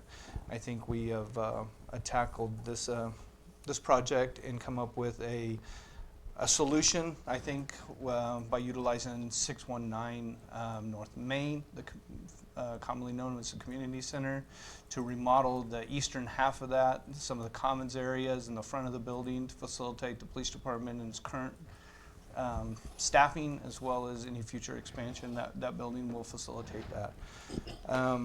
The bids that were due, we had 4 bids, 4 different companies picked up bids for that project that were due on October 31st. Knight and Sons submitted a bid. Kessler's Construction submitted a bid on this project as well. After reviewing those bids, Regina and I have met on several occasions to try to trim the fat out of that as much as, not that there was anything excessive or exuberant or fancy in the bids. It was just, this is a wish list of stuff that we would like, but these are the things that we can do without to make this work, to make this project go forward. So as of, and I did meet with Chase on one occasion or 2 occasions, not only at the community center facility, but as well as the municipal building at the request of commission to explore that as a usable facility, and I will certainly defer to Chase for numbers on those locations and the numbers that have been on both projects. Chase, do you want to come up here and kind of explain some things probably about community center, municipal building? So, left in a hurry and grabbed neighborhood revite. I didn't grab my other paperwork. The big difference between the two, so the community center comes out to about 8,000 square feet renovated space. The good part about there is there's the existing HVAC units remain. There's minimal demolition costs. Everything's pretty well there already. The municipal building, the most we could get, thank you, the most we could get was about 6,400 square feet, and so that would be the west first floor where the rec center and all that, where the rec offices were, the garage and the offices behind it, and then the second floor apartments. And those encompassed about 6,400 square feet. Doable in some capacity, definitely not ideal, and also then you're throwing in the elevator in there as well. So with there's obviously a lot of demolition, HVAC upgrades, electrical upgrades, water, hot water, everything there. Obviously it's getting new windows and doors, but outside of that, so from a construction standpoint, I mean, both are definitely doable, but that's kind of the difference in the price wise. I know it's less square footage, but twice the cost of municipal building, that's kind of where. And the municipal building is strictly a best guess based off what information we have. So there's definitely going to be some engineering costs involved as far as what walls can be demoed inside, at least specifically on the second floor. Everything else is kind of straightforward, but there's just a lot more unknowns. You know, all the services come in. I think water comes in the front, but everything else comes in on the far south end, and so we're going 300 feet or whatever it is across the other side. So there's just a lot of different factors that add up to why that one's more expensive, so. Chase, is there still room to trim the community center anymore? You know, like with the cameras and things like that? So we've trimmed, from this proposal, not much. I mean, maybe a small amount, but those cameras and security, those have been accounted for, our rebids from Stanion's. Maybe a little bit, I mean, we'd have to kind of go back to the drawing board on some, but at this point, I mean, there's not gonna be, we took out the significant cuts of fire suppression we found out we did need, got rid of the Sally Port, few other things. I mean, we could whittle down a little bit more maybe, but I think we've kind of got it down to, I'm not a police officer, so I don't know exactly what they need, but I feel like we've got it down to kind of. Yeah, in the original proposal that I had set forth, there was a 30 by 30 shop that I had proposed just for crime scene processing. A lot of times we seize vehicles if we move out of the current law enforcement center. The Sally Port that we currently use will be no longer available to us. So that was in the proposal, which it got cut immediately, which is fine. There's other options, you know, there's the municipal building garage that we could secure vehicles in. So there are options for us to make do, but yes, the fire suppression system and the Sally Port was So we're not required, significant items that we took out. we're not required to have fire suppression?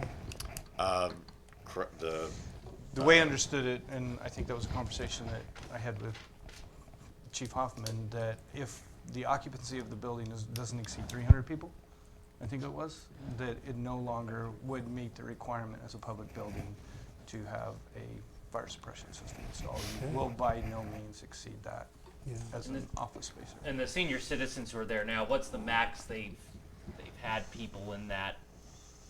I think it's posted at 120 something somewhere around there. They're on seats 150 on this. Okay. Have they ever maxed out to 150? I've never seen more than 50 people.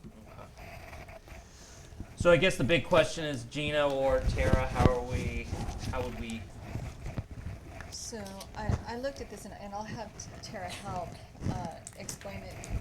When the numbers came back, and they were much higher than the prior chief had indicated, you know, we looked at the capital improvement fund, which is meant for land and building, is gonna be around $202,000. But also, the law enforcement officers went without a new vehicle in order to also use $70,000 from there. They were able to repurpose another vehicle for the animal control vehicle, and they had $25,000 in the animal control capital equipment that could also be used. There was a DOJ grant that the law enforcement officers received to pay for 3 years of the SRO. Well, those, his salary was actually just continued to be paid out of the police department budget, so that's $130,000 that the police department has in a fund that, that is an unanticipated, funding source. And then also, the police department budget is the most sizable budget, perhaps other than the electric department, and they usually have a significant amount of money that is just carried over, that goes back into the general fund, so cash that's not used, budgeted monies that are not used. And I asked Tara if we could transfer, you guys would have to vote to do it though, $300,000 or $400,000 from the general fund into the capital equipment fund. We have the budget authority to do that still for 2025, but that would make up a lot of the difference of what we're looking for the construction costs. We'd still be short about $100,000, and so I'd have to talk to Tara and talk to Chase and Joe and see how we can narrow that down. But that's where if you guys would vote to transfer $400,000 from the general fund into their capital improvement fund, then they would be short just about $100,000 on the whole project. And I asked Tara to be here tonight Yeah, to help yeah, with yeah, that. and we Any appreciate. discussions? Yeah, no, we appreciate it. So, my thoughts on this is, so when we first looked at moving this, we saw a bid of $139,000 and some odd dollars. Yeah. And so when I got the estimates, it was Yeah. some heartburn about $1 million. Yes. And, you know, we have a building that is very usable in its current form that we're gonna sink $1 million in, which I would guess is more than it's worth by quite a ways. And then thinking of alternatives, there's the municipal building, okay, we have this building that apparently a lot of people love, and we maintain it and all. If we're gonna sink $1 million into something, should we sink it into the municipal building and make it usable, a lot more usable, daily usable? So that's why I had the interest in, is it feasible to do the municipal building? Because if this doesn't work for doing something there, I don't know what ever will. So that's what I thought. I don't know where I stand right now. And if so because we're still in the year 2025, if you're going to approve a movement of funds, you have to do it in 2025, during this budget year. You don't have to approve necessarily the project. You can still continue to have that discussion. But as far as the movement of the funds, that has to happen in 2025, if you're gonna do that. And also, if it turns out that things change, you can also approve to move the money back at that point in time. It's just another approval process, So we can you're do not that. stuck with it. But we can do that in 26. Yeah. 2026. Yeah, if you get down the road in 2026 and something happens and that money's not needed, you just have to go through the same process of saying, we don't need this money for this project we approved. Okay. You move it back to the fund it came from, so it'd go back to the general fund. And I don't have a problem with moving the funds. We gotta do something. Yes. Yes. Put the police department Yes. someplace, I so. agree. I mean, 50 years in the LEC, and I'll say you guys are pretty crammed in there. We have 8 officers working in a 12-by-12 office. And it'd be nice to have everyone all in one location. It would be wonderful. And so, I understand Monty's perspective. I do think that moving the money demonstrates to the law enforcement officers that we are committed to them. I think that right now they're nervous that we're just gonna leave them where they are, and it's not sustainable for, good morale at all. No. We can, add a line item to Friday. We have a workshop on Friday, and we can discuss more in depth if you want, pros and cons, options. Something I thought about today, and I'm afraid that I might get in trouble for saying this, but I wondered about the option, because I think that Monty makes good sense, but the option of instead moving the police department into this building and moving City Hall over to municipal building, if that construction project would be less or more doable. This building's ready to go, so that's one more option that you could consider, but. Doug? Well, I briefly thought the way Monty was thinking until we went over and physically looked at the municipal building, and then I see this bid from Chase for $1.97 million to do the municipal building. It's just my opinion with visiting with some of the PD people, and I think they'd be happier up there at the municipal building. I think it's less money. I mean the community center, I'm sorry, the community center. Sorry. That's better. And I think that, with considering the parking, the overall look, I think it'll be more modern. I just think that's a good home for them. And I think the municipal building would be reserved, I don't know if that's the right word, for travel and tourism things for conventions and maybe the city hall someday, I don't know. But I guess I'm leaning much more towards the municipal building, especially since you trimmed some mean community center. Why do I say that? Community center, and especially what you trimmed and in years to come, some of those things can be added in with money turning and things like that. So I'm in favor of the community center moving as quickly as possible. If Tara's comfortable moving money around like that, and we need to do it before the end of the year, correct? Yeah. So if we move money and then don't commit to it until after the first of the year, does that solve the encumbrance problem where we're short 100 and some thousand? I don't know what we have budgeted for next year's capital improvement for the police department.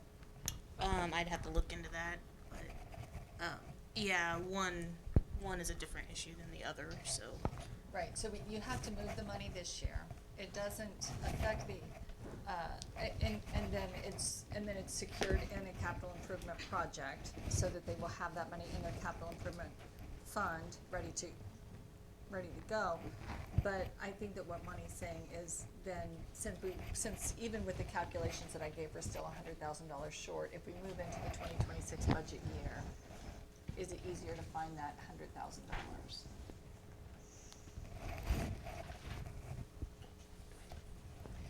And again, right now, the rent that the police department pays to be in the LEC is all of the benefits and all of the salaries of the dispatch workers, which is upwards of $400,000 or $500,000.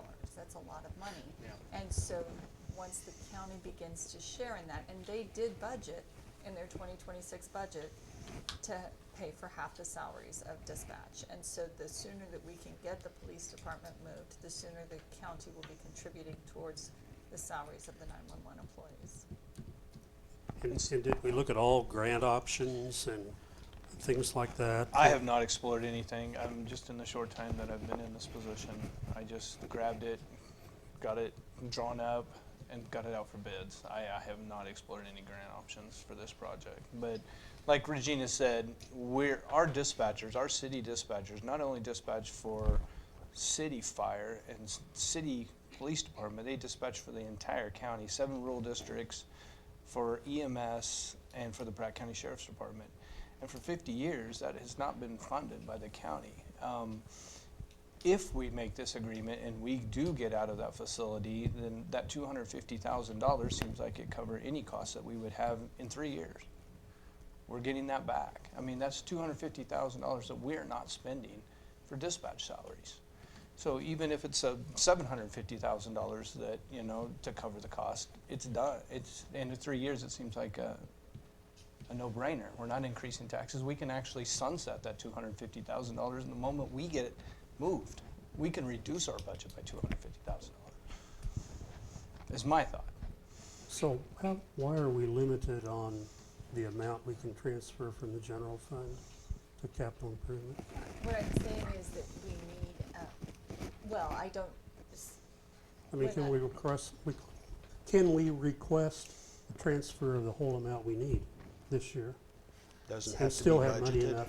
I hear what you're saying. Tara was a little nervous about the ask of $400,000. I don't know how you feel about more than $400,000. Well, I think if you can word it of a up to dollar amount, that way we can get through the end of the year and see exactly where we sit. Once we get through final accruals, final AP items, looking at information now, estimating we'll have about $1.5 million of budget authority left in the general fund.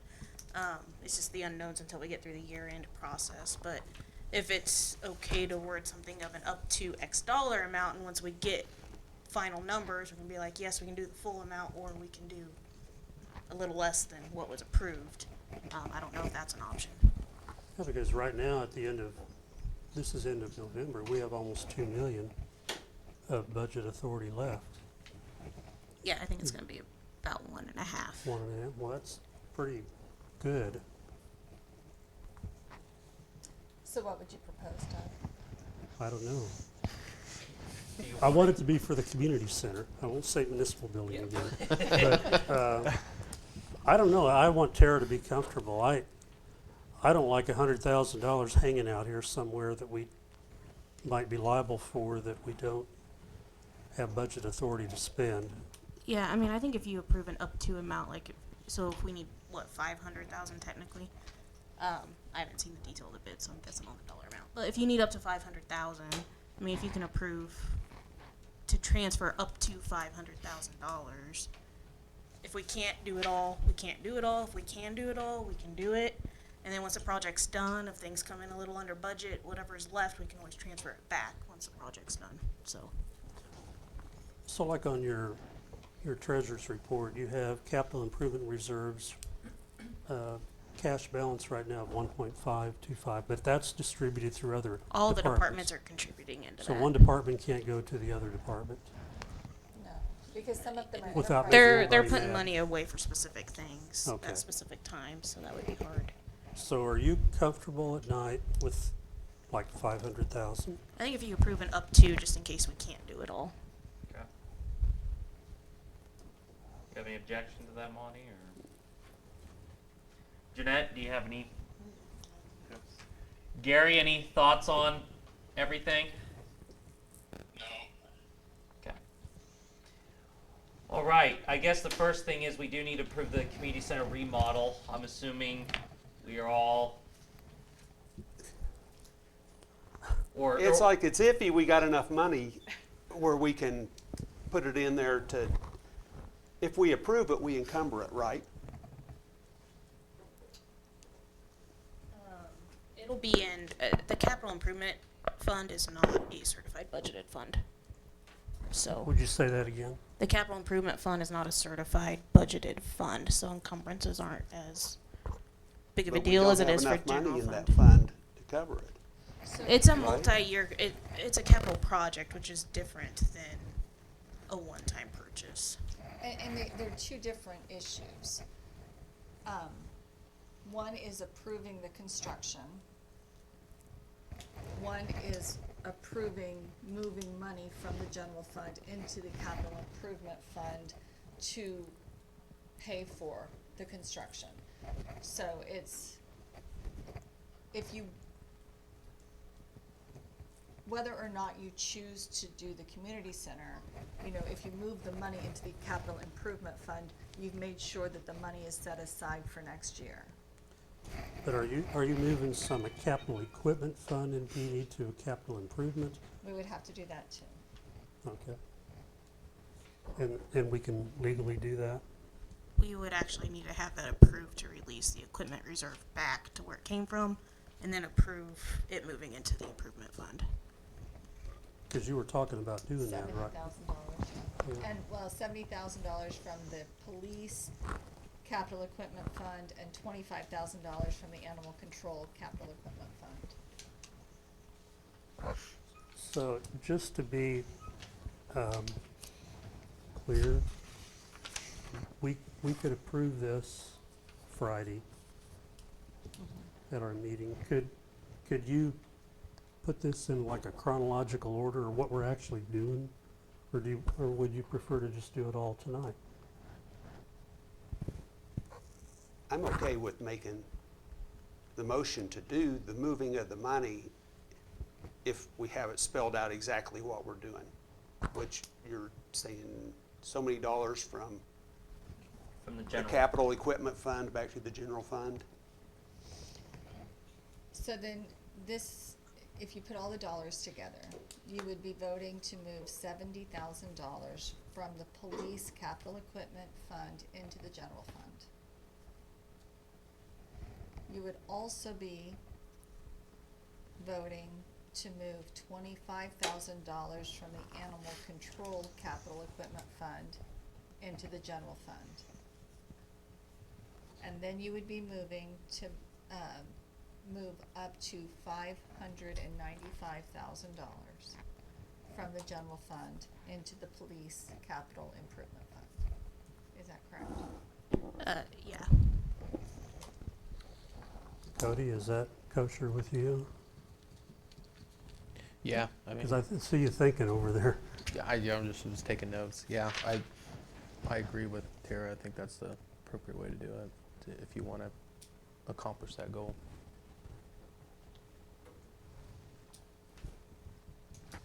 Can we put it all in one motion? Well,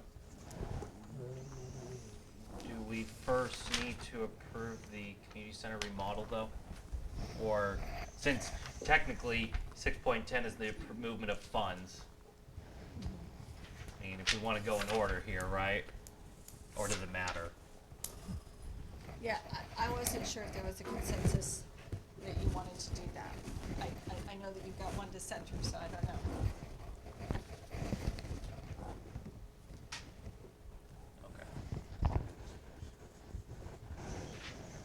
Okay, so I'm writing this down too, so that I can have this one.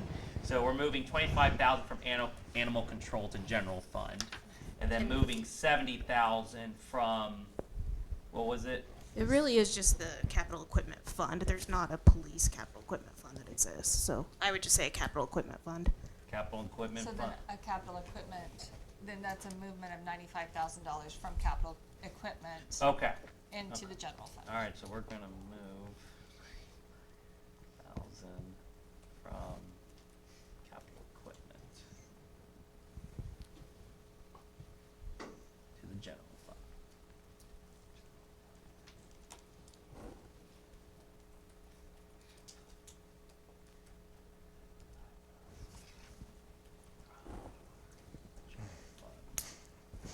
Okay, we're gonna move 70,000 from the capital equipment fund. No, it's gonna be 95,000. Because it was 70 from the police department's capital equipment and 25 from the animal controls capital equipment, but Tara's saying that those are designations that we do internally, but it's one. And then moving 595,000 from general fund to the, what was? The police department. Just the capital Okay, improvement the fund. police- Okay, Just the okay. capital reserve. Capital improvement. Capital improvement, okay. To capital improvement. Do we have to say police department capital improvement? Okay, all right, just making sure. So I would recommend two motions. One, do Okay. the 95,000 from capital equipment to general fund, and then two, do the 595 from the general fund to capital improvement fund. Okay. Gary, any final thoughts before we kind of make these motions, I guess? I'll have to trust you. I don't have any of those documents in front of me, so. Okay. So that moving 595, did you say up to? Up to. Up to. Up to 590. Yeah. Up to. Thank you. Just so I can have this. Okay. I guess, does anyone want to make a motion on this? Or do we need to first, doesn't matter. I mean, I'm just asking, do we need to first approve the community center remodel, like approving the, doesn't matter, Cody? I don't think so. All right, someone make the motion. Well, Do you have it detailed out, Kyle? Yeah, I have it detailed out, I think. I can make it, it's not a big deal. I'd like to make a motion that we move 95,000 from capital equipment to the general fund. second. Okay, it's been moved and seconded that we move 95,000 from capital equipment to the general fund. Any other discussions? All those in favor, please say aye. Aye. Aye. Okay. I'd like to make another motion that we move up to 595,000 from the general fund to the capital improvement fund. Second. Do we need to say contingent upon what? That we're gonna move, Up to 500. left up to whose discretion? Do we, So the qualifier, Tara, if, so we'll move this so long as there's available monies. as long, okay. There's budget authority. So, Oh, so you want me to change it? Or do I need to add something more to it? I just Can- add that I'd say budget authority. subject to budget authority. Okay, subject to budget authority. Okay, I'd like to make a new motion that we move up to $595,000 from general fund to capital improvement fund, subject to budget authority. It's been moved and seconded that we move up to $595,000 from general fund to the capital improvement, subject to budget authority. Any other discussions? All those in favor, please say aye. Aye. Okay. Okay. We need to approve it. Yeah, we need to improve the remodel. So, does anyone like to? Well, we could move the money without approving the remodel. I mean, so we can move the money at our own discretion. It doesn't have to be for a specific purpose, right? Right. If Well, you're we did not. it. It would be pointless, but we still could. Well, we did. We just did. Well, the question was, can we? So, Well, go on. no, well, Tara said we could, so it's okay. I don't think you necessarily have to approve the project tonight. That's what Monty's asking. So Yeah, you but- move the money without approving the project, therefore you discuss the project further at a later date. Right. As opposed to approving it now. I guess what are we gonna discuss? The more if the cost will go down. Well, it was just said that we had to approve it. Well, we don't have to. So, but we may want to. It's fine.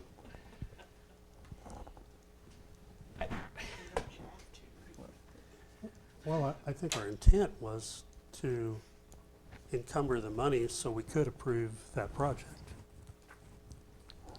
Right? And I don't think you're gonna tweak any more than you already have. You can if you want to. Well, I mean, nothing of significance, it would be minimal dollars Yeah. at this point, without a significant scope change.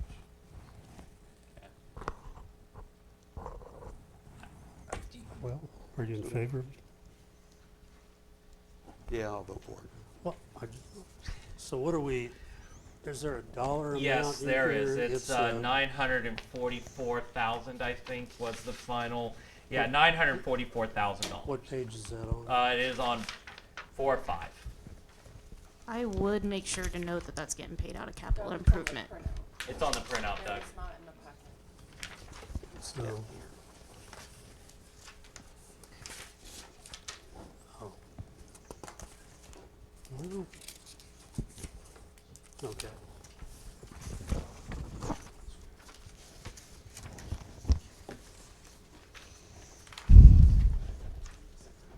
Okay, what do you want me to say?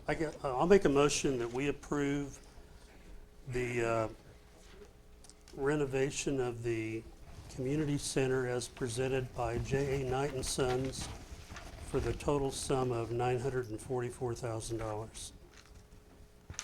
Is that? Can we also add that that's gonna get paid out of the capital improvement fund for encumbrance purposes? Okay. I will add to that, which will be paid out of the capital improvement fund. It's been moved and seconded that we approve the community center remodel for the police department from J.A. Knight and Sons for the total of $944,000 that will come out of the capital improvement fund. Any other discussions? All those in favor, please say aye. Aye. Okay. Thank you. Alrighty, thank you. Last but not least, last is discussion and approval of the LEC agreement, Cody Smith. Thank you, Chase. Okay, in relation to this, so we currently have an agreement in place with the county. That was, the last time it was modified was 2021.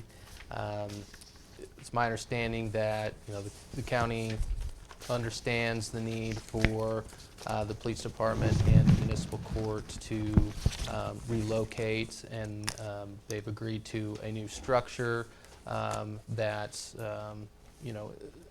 essentially would be based upon the city moving out. Because right now, there's a certain cost-sharing structure in place And once the move occurs, that is going to change because a lot of that is based on the fact that, essentially the police department and municipal court are in the building and are getting the value there from what would essentially be rent.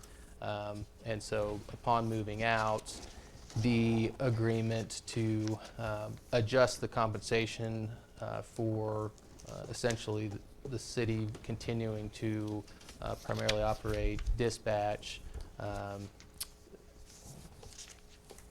The parties have agreed to, it's in section 8.2, for each budget year the agreement remains in effect. The city and county agree the county's financial contribution to the operating expenditures and reserve allocation for dispatch and emergency communication services shall be 50% of the city's budgeted expense for staffing the emergency communications division.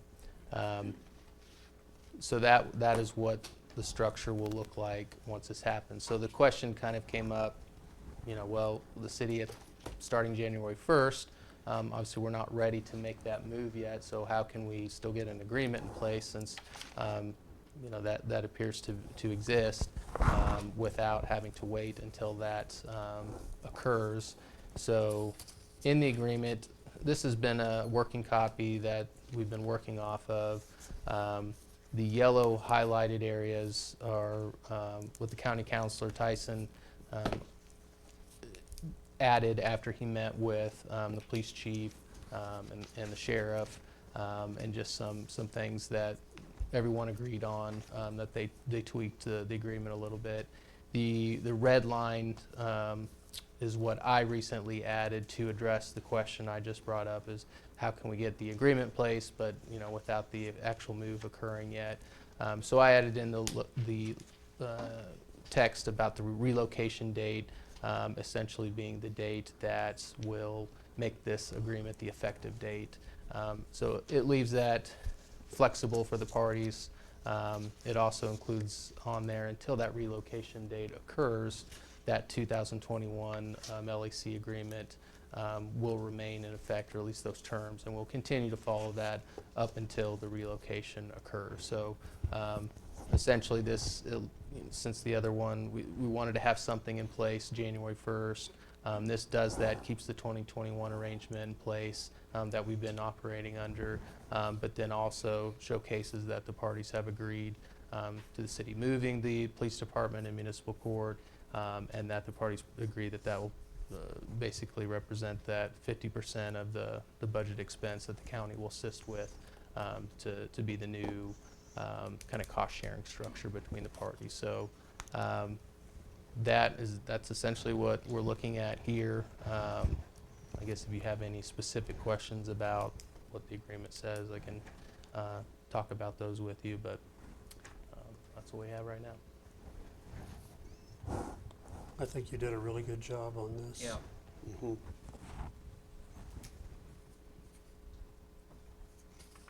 Joe, you have any?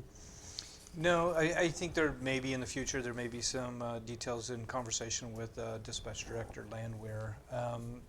She's had conversation with Sheriff Jimmy White about maybe kind of expanding a little bit more square footage for her and her facility, and maybe for training and stuff, but that can be worked out down the road. So I've read the agreement. I have no issues with it. There's some nuances that that are going to be different. Once we remove ourselves from that facility, the transportation of inmates to and from the whole current Pratt County Jail to a municipal court that's located at 619 North Main. That's going to be a little different look. That's something else we're going to have to address. Nothing major. It doesn't happen very often, but it's something that we need to think about too. But nothing to do with the agreement. But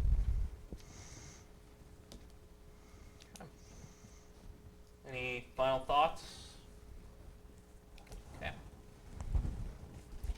I'll make that motion that we approve the LEC agreement as presented in our packets. Second. It's been moved and seconded that we approve the LEC agreement as presented in our packets. All in favor, please say aye. Aye. Okay, it's approved. All right, moving on to open public comment. City matters only, 3-minute time limit. The public is allowed to speak on issues or items not scheduled for discussion on the agenda. Comments should be limited to issues and items germane to the business of the governing body. The commission will not discuss or debate these items, nor will the commission make decisions on items presented during this time. Members of the public will be limited to 3 minutes for comments. Does anyone in the audience like to discuss anything? Okay. With that being said, we will move on to reports. City Manager. I'm just going to remind you that we have a commission workshop scheduled for Friday, noon to 5. The employees had already decided to do a food day that day, so lunch will be available to you. And that agenda will go out by Wednesday. Perfect. All right. Any questions for Gina? Okay. Thank you, ma'am. All right. Public Works Director, Mr. Shanline. Yes. Most departments are business as usual. Nothing really to report. Street department will be doing a patch repair at the corner of 4th and Jackson, just inside of the schools street. And that is in request to Tony Pelfrich is wanting that repair. That'll be a one-off repair.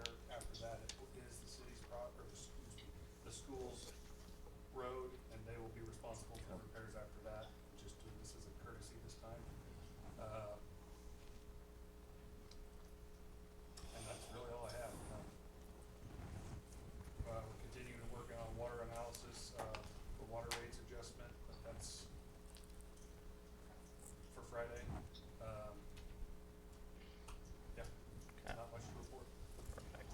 Any questions for Jeff? All right. Thank you, sir. All right. Building Inspector, Mr. Walker. Thank you. I don't have much. I had a couple complaints last week of some nuisance properties coming over the weekend. Sent those out today, and the dangerous structure I sent out today. So, Perfect. other than that, everything's routine. Awesome. Any questions for Robert? Okay. Thank you, sir. All right. Gina, I know Jamie's off today. Did he have anything or that we're aware of? No, his departments are running as normal. He wasn't here. Remember, his son Yes. got married over the Yeah, weekend. his son got married, yeah. So he took several days off to take care of that. And so John Giggy is taking care of things over at the line department, and Evan is taking care of things power plant. Everything is going fine. Okay. Perfect. Thank you. All right. Rec Department, Mr. Crouch. Thank you, sir. We actually have our rec coaches meeting draft going on right now, so as soon as I'm done, I'm going to slide over there to the municipal building. We're working on a project on Angood Field. The college has a new conference requirement that with concrete backstop, they have to have padding along the backstop. So the college purchased all the padding, and we're going to install it for them this week. Our PCC basketball camp wrapped up. We had over 170 kids over 4 nights, so almost 45 kids a night roughly. And then we had them out for the PCC basketball game this Saturday. We had about 15 to 20 there for that, so it was a pretty good little turnout. We have 34 teams this year for basketball, for youth basketball, which is slightly more than last year, so looking forward to that. That starts January 10th through February 14th, so it goes for 6 weeks, 6 Saturdays in a row. So that's coming up soon. That's all I've got. Perfect. Awesome. Any questions for Justin? All right. Thank you, sir. All right. Police Chief, Mr. Oler. Thank you, Mr. Mayor. This week I have Detective Sleef and Officer Barrett in Topeka at a KBI crime scene class. Sergeant Gimples, Dodge Challenger, I'm sure you've seen it at the school. Taylor Printing did an excellent job with the wraps on that unit. He also wrapped, Tyson also wrapped Unit 20, which was a spare unit. They did a removal and reapply of our current logos that we were getting out of US logo out of Wichita. Tyson's done a good job matching those logos, so we're now using Taylor Printing to do our wraps on our units. But if you get a chance to look at Unit 382, that we named it, the Dodge Challenger, drive by the high school and look at Sergeant Gimple's Challenger. It looks good. Officer Stats is in week 7 of Kansas law enforcement training, and then we had the Unit 2202 that he struck the deer with by turn-on a couple weeks ago. It has been approved for repair and will be going into Doug Ray here shortly. Other than that, it's pretty much business as usual at the police department. everything's going pretty well. All right, perfect. Awesome. Any questions for Chief? All right, thank you, sir. Yep. All right, Chief Hoffman, Fire Department. Thank you, sir. As you know, on Tuesday, we did receive our new truck. We've got it in and we pumped it when it got here and everything's good to go on it. We did take it out for the Christmas parade this last Sunday, and it was well taken. So we will be getting that all set up with all of the hose and equipment that we need to get set up, and then which we'll move over from engine 2. And then we'll do a push in for that. We'll probably pick a weekend, Saturday. Hopefully some nice weather, but as soon as we get that done. Thursday, we did a mutual aid with Preston. Preston had a grass fire there, so we took our brush rig and a couple of guys ran up there and helped them with that. And we just finished up with pumping all of the trucks with our annual pump test. We did that on Friday. Finished that up on Friday. So other than that, that's really about it. Liking the new truck? Oh, yeah. All right. I hope so. I hope so. So, perfect. Awesome. Any questions for Chief? All right. Thank you, sir. Yeah, thank you. All right. City Attorney, Mr. Smith. I don't have anything other than the NRP and the LEC tonight. I think I'm good for now. All right. Thank you. All right. Any questions for Cody, by the way? All right. Tara, Finance Department, anything besides the big stuff we've done today? I don't think so. We're in month end or year end will happen here in a couple weeks, and get you some more information once we get closed out, and probably provide you some more detailed information in those reports at the end of December on why things might have changed a little bit more than compared to last year. So. Okay. Any questions for Tara? All right. Thank you, ma'am. Ms. Garton, City Clerk. Thank you, Mayor. The only thing I have to report is we did experience our first ACH issue. It was an internal processing issue. It affected 167 customers on our Cycle 2 auto draft billing. However, Crystal and I worked on that for several days, but we did get it resolved fairly quickly, and honestly, it was a great learning experience, and we went into it fairly concerned if we would be able to resolve it, and we were able to get it completed. So, and we worked with the People's Bank on an expedited process to correct that. So, went fairly smoothly to correct an error. So, anyway, that is all I have to report today. Perfect. Awesome. Any questions for Bree? All right. Okay, Mayor report. You know, I know it's kind of been a long day, a long meeting, but I did plan on trying to start a new tradition for whoever does sit up here one day and stuff, but it's kind of a state of the city address a little bit, just to kind of highlight our successes and everything else. So I'll try to be very brief here. Again, I know it's been a long meeting, but 2025 has been a wonderful year for our city. First, I would like to thank all of our city workers for their tirelessly hard work to make sure our city functions. We, of course, have had 4 new department heads this year, from Mr. Walker to Mr. Crouch to Mr. Oler, and, of course, to Mr. Shanline there being our new Public Works Director. I would like to thank you guys. You guys came in head on to face those challenges, and you guys have done an excellent work.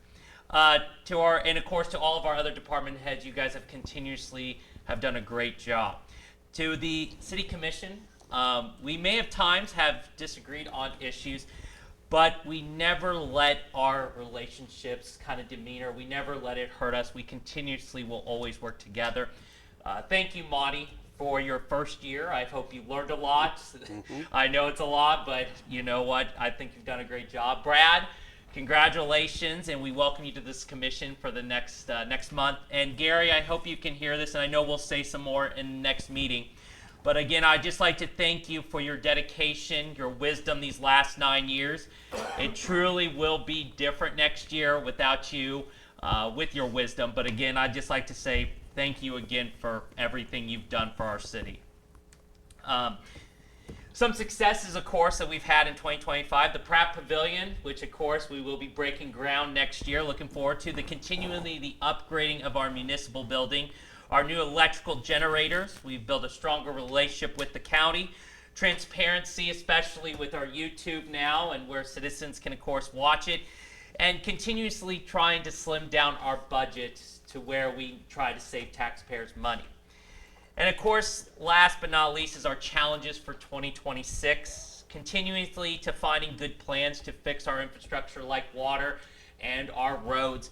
But more importantly, trying to help our citizens on tax relief. That's one thing I think we should look forward to in 2026. So let 2026 be a bright year for our city, and let us continue to work together to make Pratt that shining city on a hill. So that's, of course, all I got. So, Commissioner Hostetler. Nothing. Commissioner. Nothing. Okay. Commissioner Schmidt, any final thoughts for your last official meeting? Well, it's an issue that I've dealt with all 9 years that I've been on here, that I've complained about time and again. But just like tonight on the agenda, there were how many items on the agenda that had no documents? And it's really hard to look at the agenda the day before the weekend, and you have questions about what some of these things are, and we have nothing to look at, and we're not all in on the same wavelength. A lot of times, those of you who work with it all the time know that. But I would just encourage department heads and all who have things on the agenda, plan ahead. Get that information to the clerk ahead of time, so that those of us that were, and that's gonna be beyond my worry anymore, but it's really valuable to have that information ahead of the meeting. So take that as not a criticism, but as an opinion that could be helpful. Well, thank you, Gary. All right. Any other final thoughts? All right. I'd like to make a motion that we adjourn for this evening. Second. It's been moved and seconded that we adjourn. All those in favor, please say aye. Aye.